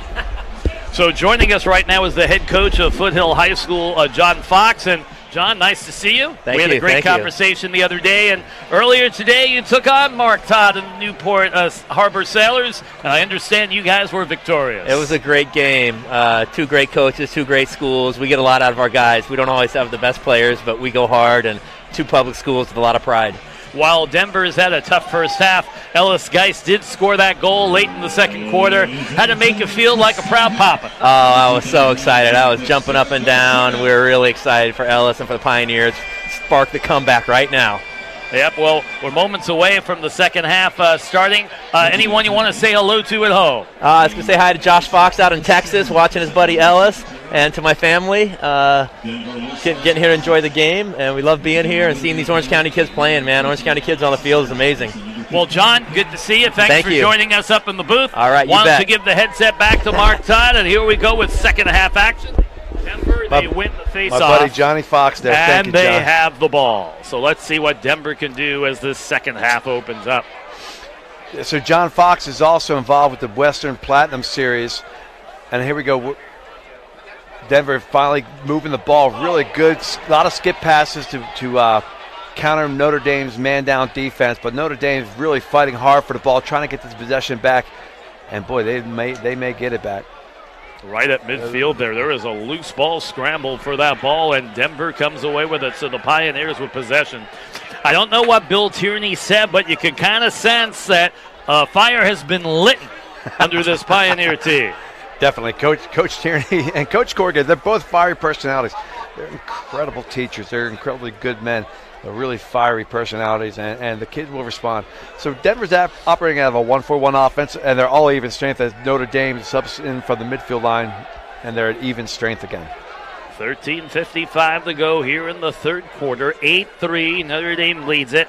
Early moments, second half. Mark Heller, Mark Todd, Matt Holman. Thanks for joining us here on TVX Sports Video live on YouTube. From SoCal, the Division I Showcase in its 6th annual edition. Oh, that pass just went through Alex Simmons there, but it was re-corralled by Colton Jackson. Yeah, Denver's getting a little bit more aggressive now. They're beginning to try to fight inside and try to get skip passes to the backside. Something we didn't see too much in the first half, where they just were seemingly happy just to pass it around the perimeter. Down to 15 on the shot clock, so they got to get something going here right now. Good sweep inside by Geis, roll back, and left righty shot. Save. And another rebound, wide. And Geis could have down the to GB. 2-1. Shot clock violation, and the ball will go to the Fighting Irish. First shot clock violation against Denver tonight, one against Notre Dame in the first half. That's a great way to see the effect of the shot clock, because you see it create a little bit more panic and chaos and a sense of urgency from the Denver Pioneer side, and almost a sense of desperation. Look, we got to make this possession turn into a goal. Absolutely, and it was nice getting the quick visit there from Foothill coach John Fox, and I thought you were very gentlemanly about it after your loss earlier today. Well, you can't win them all. We gave up a big lead early. We won the second half, but lost too much in the first half. Yeah, those things happen sometimes. Sometimes those uphill climbs can be tough to maneuver. But you have a young team, you mentioned. Yeah, we have a junior, Aiden Goltz, who's probably one of the most outstanding midfielders in California. This kid had 5 points against Foothill today, so, I mean, he is spectacular. And turnover by the Irish, off to Denver. Dylan Gaines comes away with it. He normally plays defense with the long pole in the attacking zone. And who's going to get that ball going out of bounds? The Pioneers will keep it. And Notre Dame will get back to his defense position. Notre Dame will challenge your athleticism on offense. They will come out and they will meet and greet you with their sticks across their gloves, very hard and very fast. So right here, Denver's in an open set. Looks like they're subbing, and that's exactly what they're doing. They're going to try to bring another guy in through the midfield here as they get into the formation. Looks like they're going to go to a 2-2 set, and that's probably going to be as part of their two-man game. A little sweep here. And pass it through X, try to get it to the backside probably. A little hesitate there with Geis, and they bring it back to the same side they were on. Geis to Hanna, up top, Walker, swing right side, look for Walker. He's got to find a way to get uncorked offensively. Critical turnover there for Denver. I mean, Walker, 12 goals in his last 3 games and has not scored yet tonight. They got to get their leading goal scorer going. Let's see if Denver does a better job riding here and contest. They're running a little zone ride across the midfield, and they have a chance coming in. You see guys fighting for the ball. On a great pickup by Notre Dame. Again, Notre Dame with a transition and a shot. Cohen coming away with it, and the shot and save is made by Reddy. A good stop by Denver. Stop at the transition, and now they got to clear with efficiency because Notre Dame is going to make it difficult, as you can see. Bad pass right there. Loose ball scramble. Who wants to come away with it? Close to the 50-yard line. Another example of their 10-man ride. Yep. And it's Denver that comes away with it. Here comes Geis. Geis is going to use his athleticism, bulldoge a little bit, and pulls it back out. Yeah, he's big size, 6'4", 215 is the freshman. Well, he had the right idea. He's an attackman going against a short stick midi, and a guy that's definitely undersized comparatively, but 24, John Hallenbach, has had come off some good defensive midfield plays here for Notre Dame. Here he is out front again, Hallenbach. Pioneers looking to get something going offensively, trailing 8-3. They go behind the cage to French. Good step down shot. Walker, save made. Well, Walker got the shot opportunity he was looking for. Violation against Notre Dame, and Denver will keep possession with 9:20 to go here in quarter 3. All right, let's see what Denver does. They got to get a shot inside, and they got to make Notre Dame start to rotate with their slide package and try to get them to the backside. Good little dodge underneath here, and shot goes wide. Possession will be kept. Yeah, and that's more of a possession shot there to reset the field.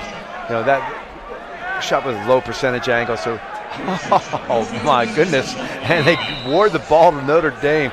So that possession shot ended up turning into a turnover because the guy backing up the goal at X failed to beat the goalie to the end line. I mean, right there, that's just lack of hustle. No excuse. That kid's going to hear from Coach Tierney when he watch game film. Yep.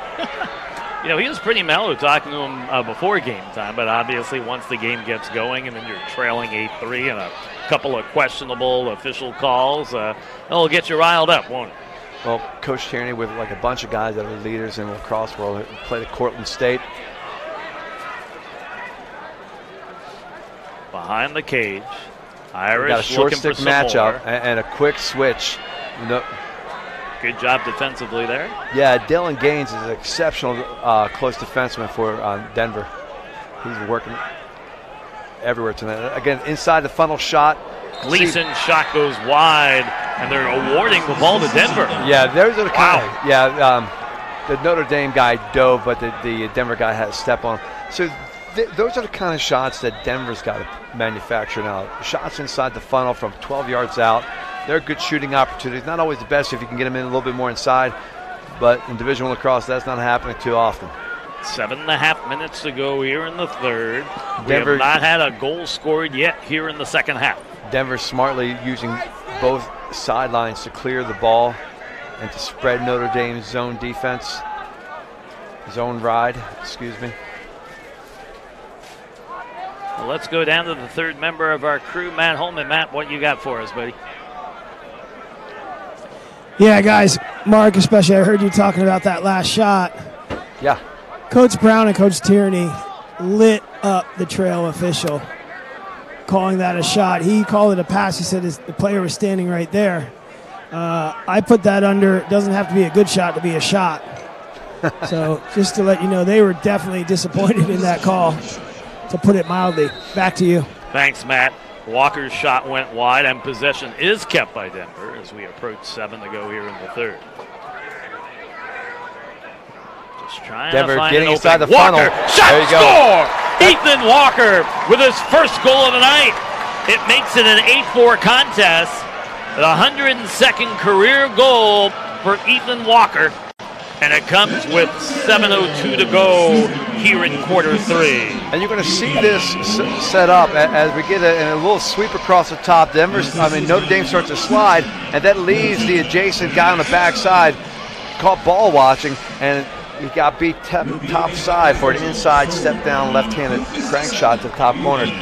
That's one of the first shots that Denver has manufactured inside the funnel the entire second half. They got to get more shots like that if they're hoping to get back into this game. Oh, and another face-off like this from Booth will certainly help with that. Oh, guys, nice handles for. That's the benefit of being 6'5" and long arms to have that kind of reach and pull the shot down, pull that feed down. So 8-4 your score. Denver wins the face-off. They have possession again. We definitely said it was a key for Walker to getting untracked if the Pioneers are going to have an opportunity. And he just came up with his 14th goal of the season and the 102nd of his illustrious career. A year ago, he was a third-team All-American. You can look for him to move up those ranks as the season progresses. You see, Denver is now purposely spreading out Notre Dame's defense a little bit too. They're using the entire width of the offensive side of the field to try to get better passing lanes and better spacing against Notre Dame, so they get some more inside opportunities, like just right here. Shot and the save made by Schmidt off the attempt by Another Hanna. shot. Oh. Geis had the rebound. That the refs They're blow the loose whistle, ball push and it goes Denver. to Notre Dame. 6 minutes to go here Quick in the clear third. for Notre Dame. They got even numbers as you come down here. Notre Dame recognizes they're in the slow break. A little split dodge, gets a short stick and throws it through X. I expect Ellenbeck's probably going to sub out here as he flops down there. I don't think he got Shot hit on that the hard. wide. Will go wide off the attempt by Connor Moore, the 6'3" sophomore. Hey, Matt, what's happening on that Denver bench? Yeah, guys, just real quick from the Denver bench, Coach Matt Brown, offensive coordinator, assistant coach, is imploring his guys to attack from behind. They're looking to invert the ball, attack from behind, look for that backside cutter. Back to you. Thanks, Matt. Here come the Irish right here, looking for more, up 8-4. Hey, Matt, that's a good call by Matt Brown. Get the short stick matchup and see if you can beat them and make them slide, open up their guys up top, too. Oh, boy, we've got a splash against Shot Denver. Wide, and man-up opportunity coming its way with 5:10 to go here in the third. Well, he got him across the back, but what was more impressive was the hit at the end of the play where, Denver is definitely taking this game a little bit more personally now. They're being a little chippier. White, 4-4, slash, 1. White, 4-4, slash, 1. So Brent Greenlee gets nailed for the penalty and man up for the Fighting Irish, and boy, they have been awfully effective in the man up situation tonight. Yeah, this is definitely when you're trailing by 4, definitely don't want to be in this position with 5 minutes left in the third quarter. Yep. Denver's packing it in tight. Again, they're trying to take away the inside stuff that Denver's given up earlier in this game. Well, if the coach says Greenlee home, it'll be a short trip because he lives locally. Yeah. Let's see if Denver can slow down this vaulted Notre Dame offense. Jacobois. He's on the point. He's looking for that opening. Yeah, Greenlee's one heck of an athlete, a football player at Corona Lamar as well. Kid's got tremendous speed. Bad pass. Jacobois trying to pick it up and now gets corralled by Quinn McCann. A little rollback, gets top side and a shot. Costabile's shot goes wide. Possession will be kept. 31 on the shot clock, 4:22 third quarter game clock. Okay, Notre Dame's taking its time as it's working back and forth. They still have some more time in the penalty, so they're going to wait for the ideal shot here. A step down shot right there. That's going to be wide by McCann. And we're all even numbers now. They award the ball. The Denver guy was closer to the end line as a lot of the fans thought, but Notre Dame was awarded the ball. We're at even strength right now. And so 6-on-6. So one of the few man-up opportunities where the Irish did not cash it. Yeah, they still have the ball. Great job, Denver, on that. Oh, boy. Shot and the save made by Reddy. Loose ball rebound and re-corralled by Reddy. Great save. Even though they've given up 8 goals, most of them really have not been Reddy's fault. And a lot of times when you're playing goal in a man-down situation, it's obviously a tougher situation for the goalie. Yeah. And here's Hugh Krantz, a local Corona Lamar kid, driving down the field and throws back to his midi. A few and Denver catches from the crowd there. Yeah, and we got a loose ball situation and lots of hustling, diving, kids selling out, really competing here. Yep, and the fans loving the physical play. Denver has a must possession, but Notre Dame comes up the ball and they redirect it to right up the middle here. Jack Kilty comes away with it. 6'2" junior from Morristown. Penalty and man up. I don't know if I would have called that a flag if I was officiating. I thought that was a decent play. It wasn't a defenseless player. He saw the kid coming and he rolled his back. And I thought it was a fair hit, but they're going to call it a push from behind. Yep, and some boos from the fans and the crowd off that call. Yeah. Coach Tierney continues to give the referee a mouthful. Sure, it's men's lacrosse, a lot of contact. A good inside shot again from Notre Dame. And it's going to go wide off the attempt by Griffin Westland. And it's going to be man-up situation with 2:44 to go here in the third quarter. We'll let the official make the call.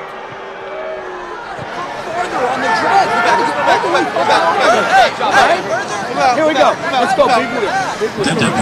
Right away. Slip right away. Push. 30 seconds. 119 push. 30 seconds. That's 19. So I'm trying to figure out, Coach Corrigan's up 8-4. What is he upset about? I mean, he was in the grill of the official more than Coach Tierney was. Yeah. And he's up 4 goals. 4 goals in Division I lacrosse, that could be gone in less than a minute, the blink of an eye. These kids are all excellent shooters and great athletes, fast in transition. Who do you look for here on the power play? Well, Notre Dame I heard Coach Corrigan yell, big wheel, so it's probably going to be a wheel play where they're looking to roll a guy off the backside. You'll probably see, there it is. Wow. And the shot goes wide, and another man up. Boy, it has been a tough night for Denver defensively. That shot attempt by Brian Willits, who was looking for a hat trick. Yeah, a lot of dead canaries all over the place. They're not letting the kids play. They're definitely keeping a tight rein on the play out here.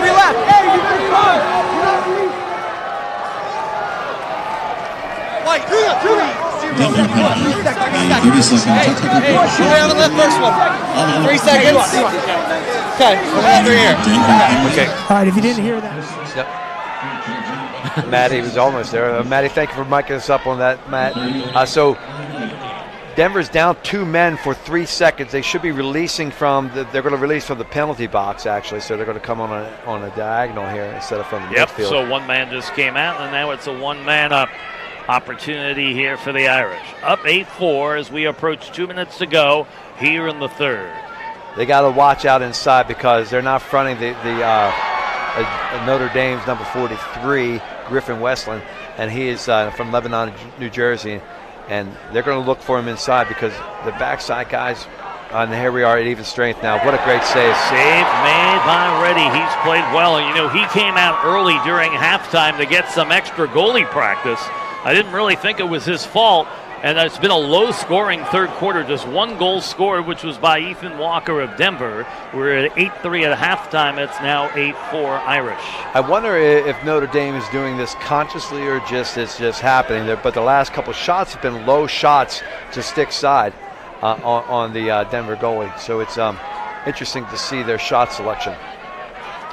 All right, so Denver's finally got the ball back on the offensive side. They've got to make a goal here. They really need to start making a stand and chipping away at this lead. Yep, Hannah with it right now, number 3. So you see the short stick matchup. He's going to sweep across the top. I'm surprised he doesn't invert trying and to take find him an under. opening. Double team.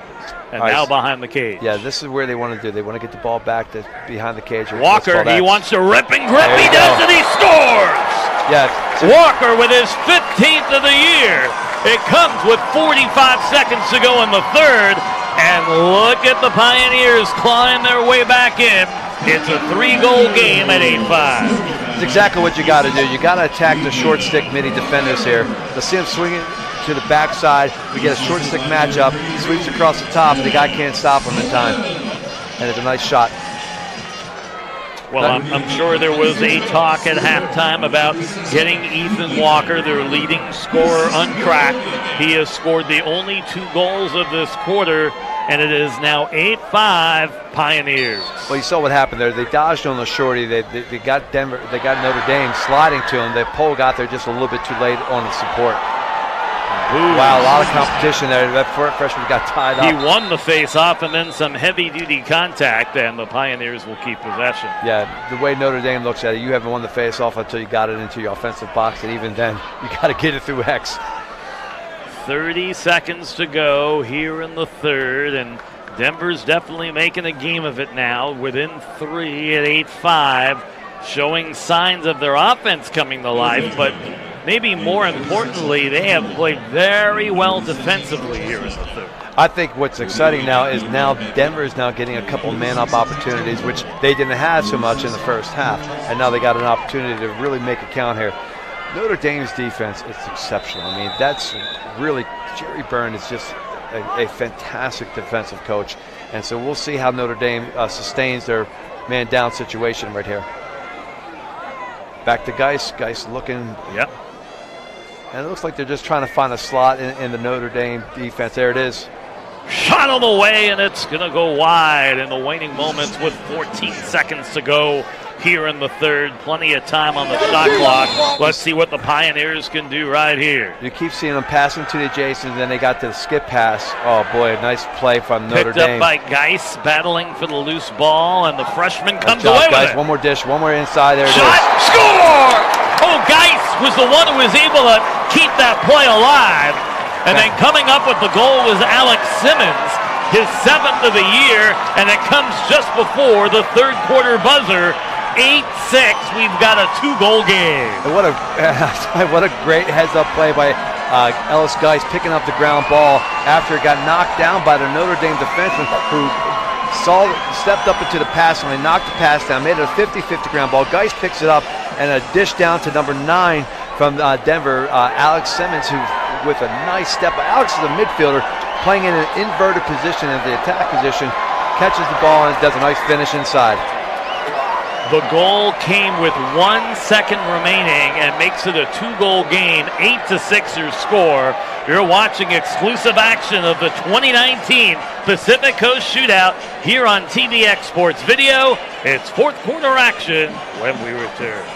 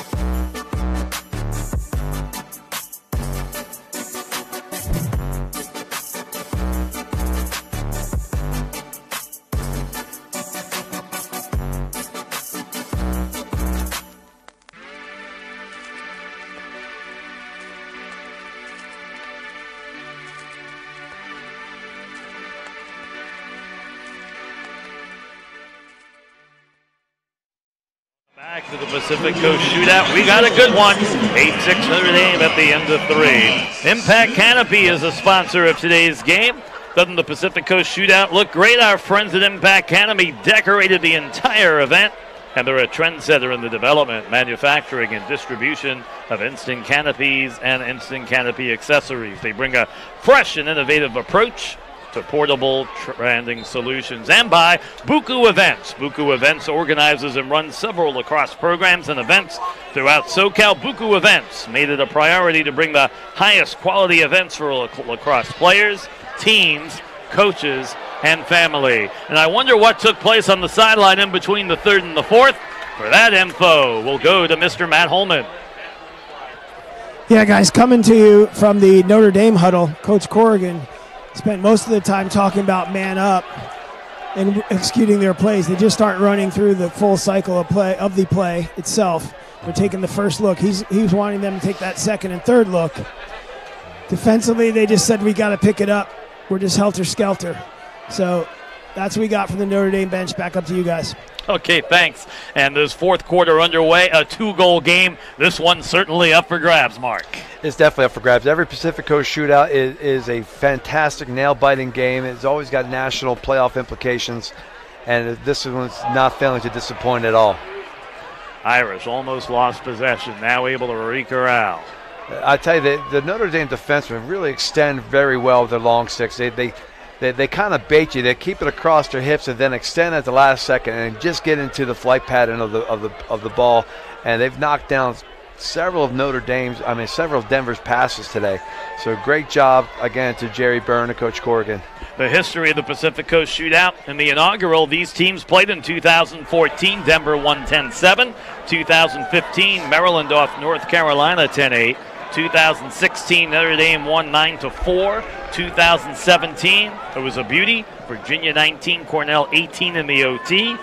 Last year, Maryland 11, North Carolina 7.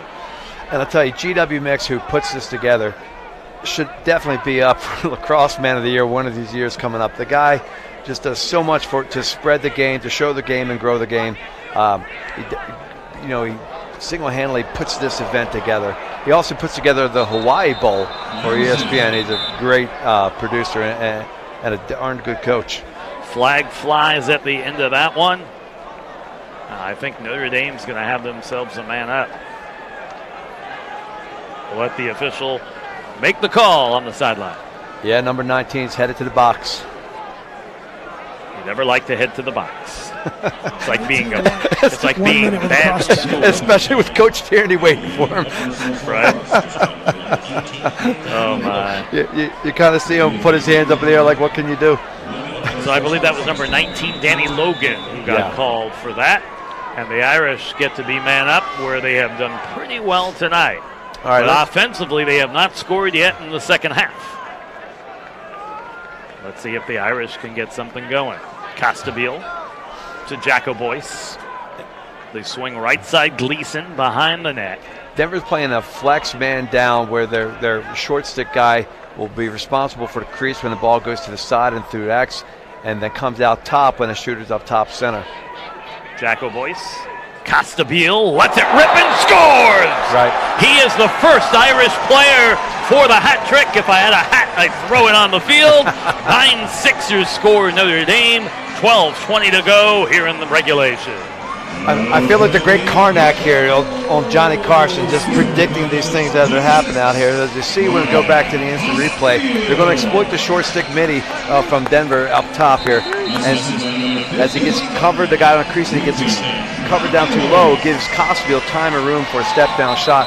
Costabile hitting that shot from the 25-yard line, which is about, honestly, that was probably about a 15-yard shot from where he was, maybe even 18 if you're taking the angle. What a heck of a shot from Costabile. Seeing some of the Crane Lutheran Saints in attendance, enjoying that 11th goal of the year by Brian Costabile, making it a 9-6 Irish lead. Crane Lutheran is a brand new lacrosse program here in Orange County, a brand new school.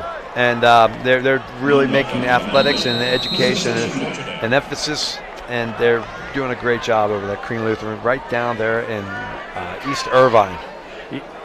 Let's see what's going down on the sideline. What do you got for us, Matt? Guys, on that last transaction, after the Notre Dame goal, Coach Tierney was out about 10 yards on the field, and he was giving a sarcastic clap to the official as he came up to the wing here. That got him a conduct foul. That was a dead ball conduct. That's why Notre Dame started with the ball here. Oh, the entire Denver coaching staff is up in arms about that last penalty call. Well, back to you. Well, and understandably, because Notre Dame has been so effective in the man up. Costabile goes wide, and possession will be kept. 35 on the shot clock, 11:34 to go here in the fourth. And it's not often that you see Coach Tierney get unglued to the point where he is called for a penalty. You know, and what he did there was not extremely out of line. It wasn't, I mean, when you're losing a game that has national ranking implications and you feel like it's being put in the hands of guys that aren't playing the game but are running around out there, you tend to get frustrated. Geis, by the way, comes up with that loose ball, ground ball, and now an offensive possession for Denver. It's Austin French. He had such a good game against North Carolina with the 1 goal and 5 assists. Still looking for his first point of the evening here as Denver trails by 3. Okay, Denver's definitely got to make another go out of this offensive possession. Down by 3 with 10 minutes and 45 seconds left to go in the game. They got to play fast. Time is short for them, and so you're going to see them attack the short six, just as you see here, and then swing it back for another matchup and try to find another short stick matchup on this side as they just go back at it again. Jackson swings left side, off to Sullivan. Sullivan behind the cage. Just looking for that seam and opening in that Notre Dame defense, which have been tough to come by tonight. Definitely. Notre Dame's playing great on-body, on-ball positioning. Krantz with a big pick-off through the middle as they try to skip. Again, Notre Dame just baits them, dares them to pass through, and just picks off everything. They're like Spider-Man skills. They're just pulling everything down from everywhere, every direction. Good job by the long turnover. goal, Krantz, but quick turnover by the Irish. And let's see if Denver can find a way to cash into an extra offensive opportunity. So basically in Division I lacrosse, if I'm correct, we're down to one undefeated team in America, and that is your Towson Tigers. My Towson Tigers. How about a big victory for them, becoming number 1 after knocking off number 3 Loyola? They're not only knocking off number 3 Loyola, but the way they did it with great defense. That's Coach Nettle, the Team USA player, played for Coach Petramala at Johns Hopkins. You know, he's a Long Island guy like yourself. Coach Nealon does a great job recruiting. Towson always strong on the defensive side of the field. A couple years ago, they had the number. Well, there it is inside. Shot score! Austin French comes up with a goal off the assist from Geis, and we've got ourselves a 9-7 game with 9:18 to go here in the fourth. Mark, this is just what we were talking about earlier, how Denver's got to manufacture shots inside. You'll see them attack from the goal line, from the X position, attack the goal line extended here. Watch it. We'll pass it down back to the guy at X. And he's going to attack the goal line extended, drawing down the slide from Krantz, and then leaving the guy open on the crease. And there's the inside finish that Denver desperately needs to manufacture. More of those kind of shots, point-blank range. Those easy layup shots have not they don't come easy against Notre Dame. And for Austin French, his second goal of the year. And for Geis, that's his second assist of the night. 9-7 your score, and you're just seeing the maturity of this freshman coming through on the big Division I lacrosse stage. I saw it last year up close and personal. Probably way too often, huh? How many goals did he score against you guys? He had a good game. That's a cross check to the head. Yeah. Wow. And Denver can make this. Charles Leonard with a huge hit. This is critical that Denver make this a 2-point play, because that's going to be a time-serving penalty. It might be locked in. Denver's got to capitalize on this right now. A 2-point play is exactly what they need here. They got to finish with the goal, take advantage of the man-up opportunity, and finish on that to tie this back up here. And there's still plenty of time to go in this one. So Denver's got a shot, and, you know, they've been known for their comebacks over the years. Yeah, they've inverted the Notre Dame short sticks back to behind the goal line extended. Exactly what Matt Holman from the sideline said that Denver wanted to do. Attack the short sticks from underneath. Sullivan looking for an opening, can't find anything. Brings it up Step top. down. Walker's shot goes wide. And the clock now stops with 8:10 to go here in the fourth. And man-up opportunity for the Pioneers. Boy, too bad for Denver that they weren't able to capitalize on that shot, that goal right there. Let's go. Blue, 47, cross-check, 1 minute. Blue, 47, cross-check, 1 minute. So that gets called against Charles Leonard, their face-off man.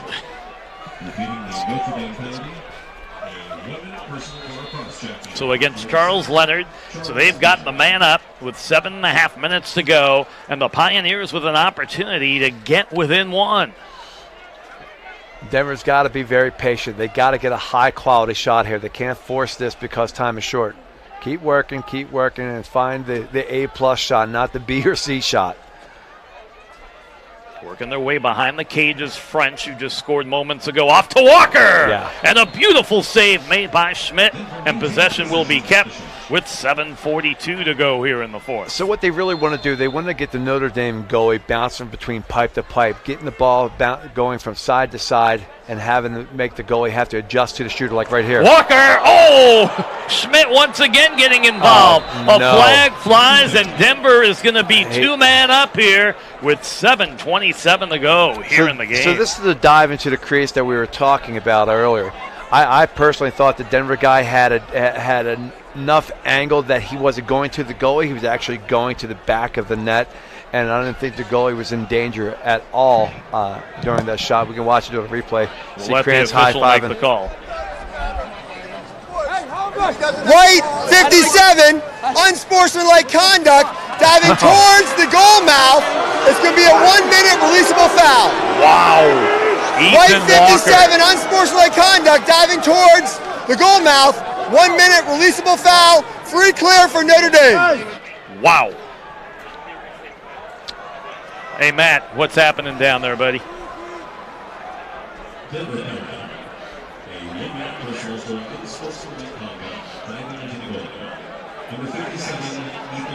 Okay, so man up, 1 minute, and that one to me has got to be a highly questionable call.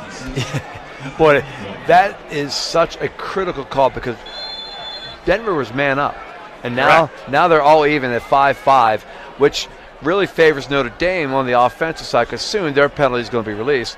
But also, if Notre Dame had the press right now, with only 5 guys on the field, it gives more open space. Their slides are longer. There's greater opportunity to skip passes and to get shots in good shooting areas for Notre Dame. And they're going to just be patient to hold it off. Now they're in their man-up opportunity, and they're going to go ahead and Costabile start their man-up play. Off to Jacko boys. Back to Brian Costabile. He of the hat trick. Looking for more. The Irish up by 2. They swing right side. Shot on the way goes wide off the shot attempt by Quinn McCann. But the Irish will keep possession up by 2. Good ball movement on part of Notre Dame. Denver's goalie, a lefty, which may be throwing Notre Dame off a little bit on their shooting. Oh, Costabile! That shot will go wide and possession kept by the Irish. You can tell Costabile just feels like he's in the zone right now. Like I said, he's no stranger to California. Traveling out here with the Mount St. Joe Gales a couple times every 2 years during his high school career. Sure, he got a taste for the waves and the good life here in Orange County. Yep. Costabile could get going. He scored 5 goals in their opening win to start the season. That a victory against Air Force. Shot clock violation against the Irish, so Denver will get possession. That's a critical defensive stand for Denver, especially being man down for that period. Fantastic. Now, again, no easy clear against Notre Dame. They're going to try to make the Poles carry it. Poles don't want to carry it, so we're going to have to dump it down to the middies, but they're going to have to run. They just got to run through this ride. French with it. And it looks like it's going to be offsides. Whoa. Offsides against Denver. So that's one of those unforced type turnovers that's got to make Coach Tierney be losing some hairs out of the old head. Mental errors in a critical part of the game like this it's a shame because all the kids are trying their best, and they're competing. Take a look at the score. Does that score look familiar? That's the score that Denver beat Notre Dame by last year in the first round of the NCAA tournament. Yeah. Giving a little dose of their own medicine early in the season here. But week 5 of the NCAA competition. And tomorrow we'll see number 1 versus number 2, my Towson Tigers versus my other buddy, Tarek Aragon, who went to Cornell. The Big Red. The Big Red, yeah. And here comes a double from Denver again. Yeah, my cousin Paul Cashman graduated from Cornell back in the day. So hi, Paul, if you're watching. Back in Massachusetts. Dylan Gaines has been playing an outstanding game for Denver. Costabile! Shot goes wide. He worked his way through 3 Pioneer defenders to be able to get that shot off. Denver's going to have to stop Costabile. They're going to have to not stick chase, which they did right there. They got to physically deny him the opportunity of getting inside the shooting funnel. But the kid's got a good, quick lateral step, and he won't be denied. Oh, there it is. Shot, score! And the Irish go up by 3, 10-7. Boy, that one came out of nowhere by Conor Moran. Well, it's funny to see that shot in high school. You won't see that shot too often because the guy didn't look that open. But you'll see him force the crease here. And again, this is another nod to box lacrosse play. Notre Dame does a lot of box lacrosse play as well. You'll see as he drives here from X, the guy's going to be fronted pretty well in the crease. Oh, actually, that's the backside cut, so I didn't see that. I was looking at Costabile, and that 22 came through the backside. He was completely undefended. That's a great play by Notre Dame by bringing him from the backside. It was Griffin Westland who got things going. He gets the assist. Moore in his 7th goal of the year, up 10-7. And here comes Denver. They had it, they lost it, and here comes the Irish. Yeah, Denver may win the draw, but doesn't mean they're going to win the possession. Notre Dame does a great job. Yeah, Notre Dame won the possession, and they're up by 3, and now time's starting to become a factor. If you're the Pioneers, you cannot allow any more goals here tonight. Yeah, they're going to start pressing. They got to make a play. With 4 minutes, 22 seconds left to go in the game. Yep, Timmy Phillips with it. Gives it up top. He'll now work his way back, and Costabile. You'll see passes like that where you're rolling the ball back, just a little bit slower than throwing it through the air. Just take time off the clock. Denver's not pressing out. They're just sitting back and waiting for it, but eventually they're going to have to come out and play, but you don't want to play that far out of the box. It's too 30 much. On the shot clock. Shouldn't there be a little more sense of urgency here, Mark? I think Notre Dame's looking just to kill the clock right now. No, I know they are, but I'm saying Denver. Oh, absolutely, yeah. Down by 3. Here comes Costabile. He's down to 12 on the shot clock. And that's a Gets great stripped takeaway. of the ball, and it's picked up by Denver. And here come the Pioneers, or do they? Yeah, they finally do. It's corralled by Matt Neufeld. Yeah, too bad he flubbed the fast break opportunity. Had a great play, just couldn't get the ground ball. He's too vertical with the stick as he's going down. He's got to drop his knuckles a little bit lower to the ground and pick up that ground ball next time. We approach 3:20 to go here in regulation. The Irish up by 3, 10-7. Notre Dame looking to go up to 3-1. If Denver can't make a run, they're going to drop to 4-2, and we might possibly see a swap in those rankings of who's 8 and who's 10. Certainly, Mark. And you saw Notre Dame getting another shot inside of the shooting funnel for Denver. Sullivan, he's pressured. Give up top. Geis swings it over again. Yep. Let's see what Geis can do right here.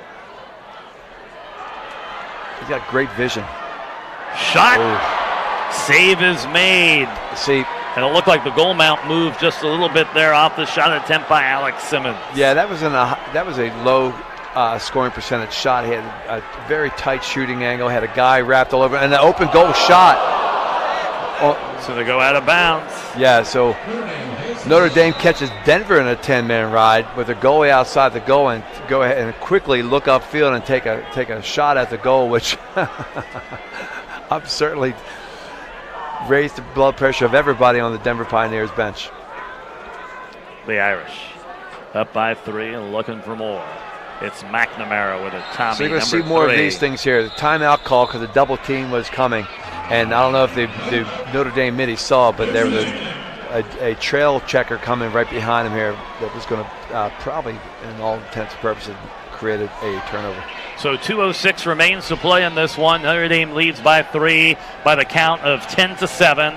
The Irish were up 8-3 at halftime. It was a 3-0 run by Denver. They got within 2, 8-6, but they haven't gotten any close here in the fourth. Costabile with his 11th. Then French bounces back to make it a 9-7 game, and then Connor Morin with his first goal of the evening, his 7th of the year, makes it 10-7, and that's where we stand right now. If you're head coach Kevin Corrigan, what are you telling your ball club? Be patient, no unnecessary turnovers, milk the shot clock as long as you can.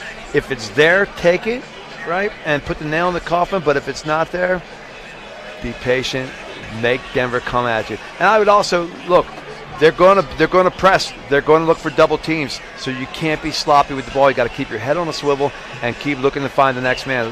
There's going to be a lot of passing opportunities for Notre Dame because Denver's got to go send the double. And then if you're Coach Bill Tierney, what are you telling your Pioneers? We need to stop. We got to convert these stops into quick goals. And then great face-offs. You got 2 minutes to get 3 goals to tie this up, and you really got to press out all over the place. Now, the great thing is, if Denver can get a turnover and push the fast break, prevent Notre Dame from getting in their 10-man ride, and try to beat Notre Dame in transition, they got a chance for coming back. In fact, that's their only solution of getting back into the game. So let's find out and hear what was said on the sidelines by Matt Holman. Yeah, guys, just a quick report from the Notre Dame bench. Coach Corrigan is looking for corner dodges. He's telling them not to roll back. So basically what they're looking to do is give the appearance as they're attacking the goal, but definitely not attack the goal and get a quick turnover. So here you go, right back to live action. Thanks, Matt. Scramble for the loose ball. Important grounder right here. And it's picked up by Denver. Big possession. Now look to the backside. There's a ride. Yeah, see. Long passes like that, hang in the air. Big mistake. Yeah, give guys a lot of time to break to the ball. And Timmy Phillips is the one that came away with it. Oh, and it goes wide. So had a chance for his 4th goal of the night. Well, that was just a reflexive thing you see there. When he could have just tossed it in the net, he took a bounce shot. So you see shooters do that all the time. You don't see guys with expertise like Costa Mesa doing it all the time. But at the high school level, you certainly see it where a guy take an open net goal opportunity. Here comes Logan with it for Denver. 1:15 to go here. Denver's got to come up with something, and I mean real quickly here. Yeah, cannot take a lot of time off clock. You just got to let it rip and grip and hope you can find the seam. Yeah, they definitely got to do that. There's no off-ball movement, so Denver's player at X has got to get ball side and present. He's got to show the ball. We got a flag down. Jackson to Geis. So we got a man-up opportunity coming here. Looking for an opening. He's double-teamed. Oh, and he threw it away. That's just a freshman mistake. But man up for Denver with 50 seconds to go. Yeah. There's the little yellow flag. We've seen plenty of those this evening. Yeah, you know, I thought it was Orange County, not Banana County.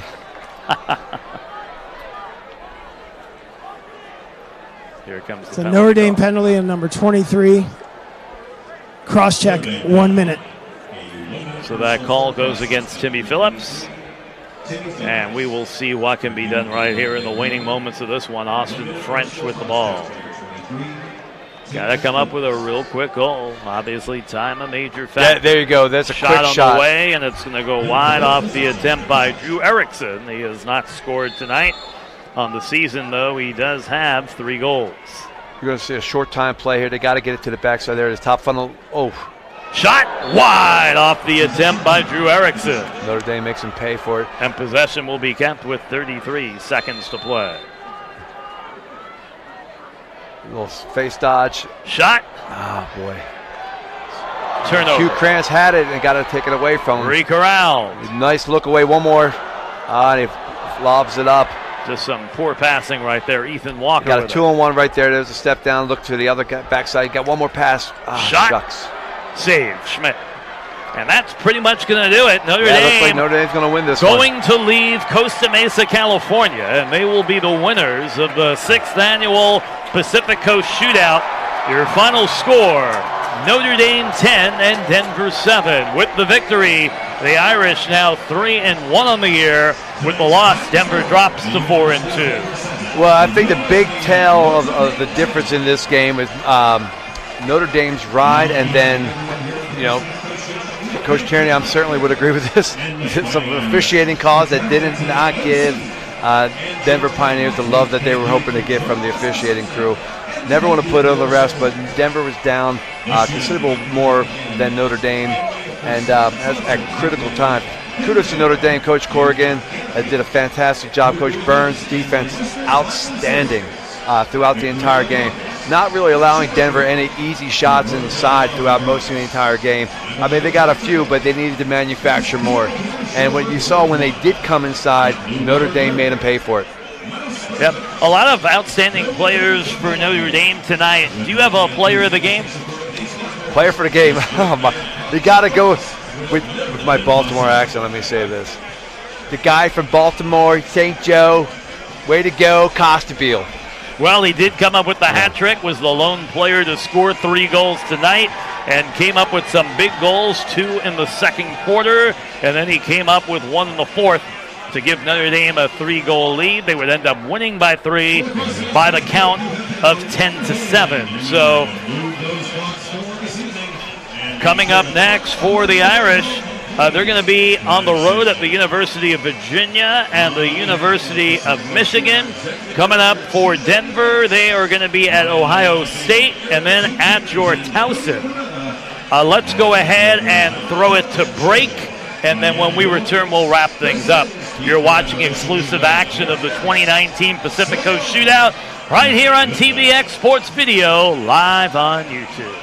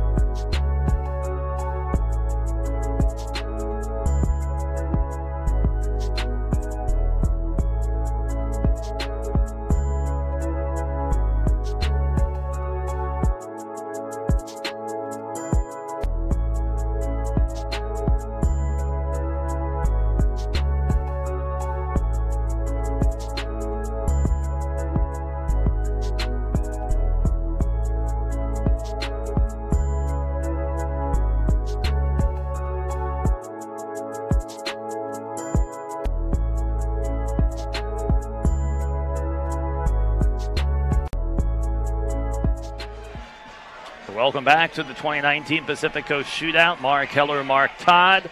10-7 your final. Notre Dame tops Denver in the 6th annual Pacific Coast Shootout. We had a good one, standing room only crowd.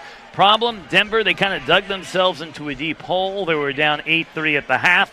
Made a valiant effort in the third quarter, going on a 3-0 run to get within 2, but that would be as close as they would get. Yeah, it's unfortunate that they weren't able to manufacture more shots inside and then getting some penalties at very critical situations. For instance, when they had a man-up opportunity that they could have capitalized on, and they got called for diving into the crease and unsportsmanlike conduct, which I thought was, I guess it's all about the angle. From the angle we had here from our sideline, it looked like it was a fair dive. It looked like the goalie was not in danger at all. However, the call is what the call is, and that cost Denver a man-up opportunity and another chance to score, and gave Notre Dame, a man-up opportunity because their penalty was released, and which they ended up capitalizing on. There's the Denver Pioneer team. For them, it will be a long flight on that airplane back to Colorado, and obviously disappointed in their performance tonight, but I'm sure a coach will break down this game, and I'm sure the team will learn something from this loss and find a way to turn it into a positive as the season moves on. Losing to Notre Dame, which will be, I'm certain at the end of the year will be a top 5 team, right? That's not necessarily going to hurt Denver too much. However, they got to have their competition take some drops to easier and lower ranked teams, some mid-majors. And meanwhile, if Notre Dame, they had lost 7 out of the last 8 against Denver. So to come up with a victory on a neutral site against the number 8 ranked team in the country is huge for head coach Kevin Corrigan. Let's go ahead and take a look at some of the highlights from this one and see what the guys have put together. It's second half action, and Ethan Walker's going to get himself going. That's his 14th goal of the year. It makes it 8-4 at the 7:03 mark of quarter 3. Getting another shot inside the funnel, which, we were talking about Denver really having to try to manufacture those shots. Yep, and then late in the third quarter, Walker's going to come up with another goal. This one's going to be his 15th of the year, and that makes it by the count of 8-5. Yeah, again, attacking the short stick midfielder, making the opportunity in between the seam before the slide can get there for the long pole.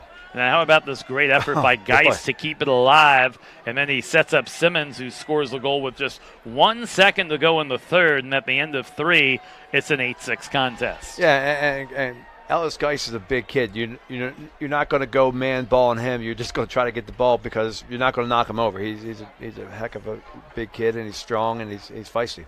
We go to the fourth quarter. Brian Costabile rips and grips for his 11th goal of the year at the 12:15 mark, making it a 9-6 contest. That was an 18-yard shot if you take the angle, and that was a fantastic laser to the upper corner on Costabile's part.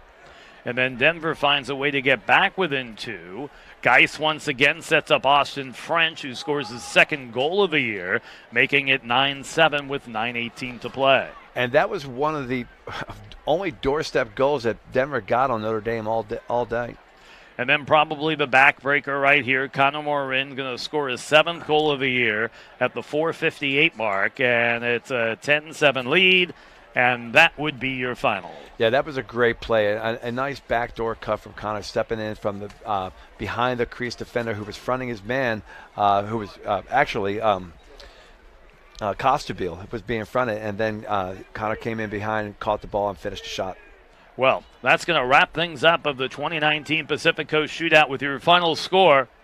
Notre Dame 10 and Denver 7. With the victory, the Irish now, that is their 3rd victory of the year. They're 3-1. Denver drops to 4-2. Mark Todd, been a pleasure working with you. Thank you, Mark. And to Matt Holman, great job on the sideline. We want to thank Ted Bendrick, our executive producer, TD Luis Rivera, director Andrew Leadham, producer Mr. Randall Salise, our camera, Ted, Shannon, and Vanessa. I'm Mark. He's Mark. Special thanks to GW Mix And that's going to wrap things up from Lombard Stadium at Orange Coast College in Costa Mesa, California. Your final once again, Notre Dame 10 and Denver 7. Until next time, for our entire broadcast crew, I'm Mark Heller saying so long and good night. Good night.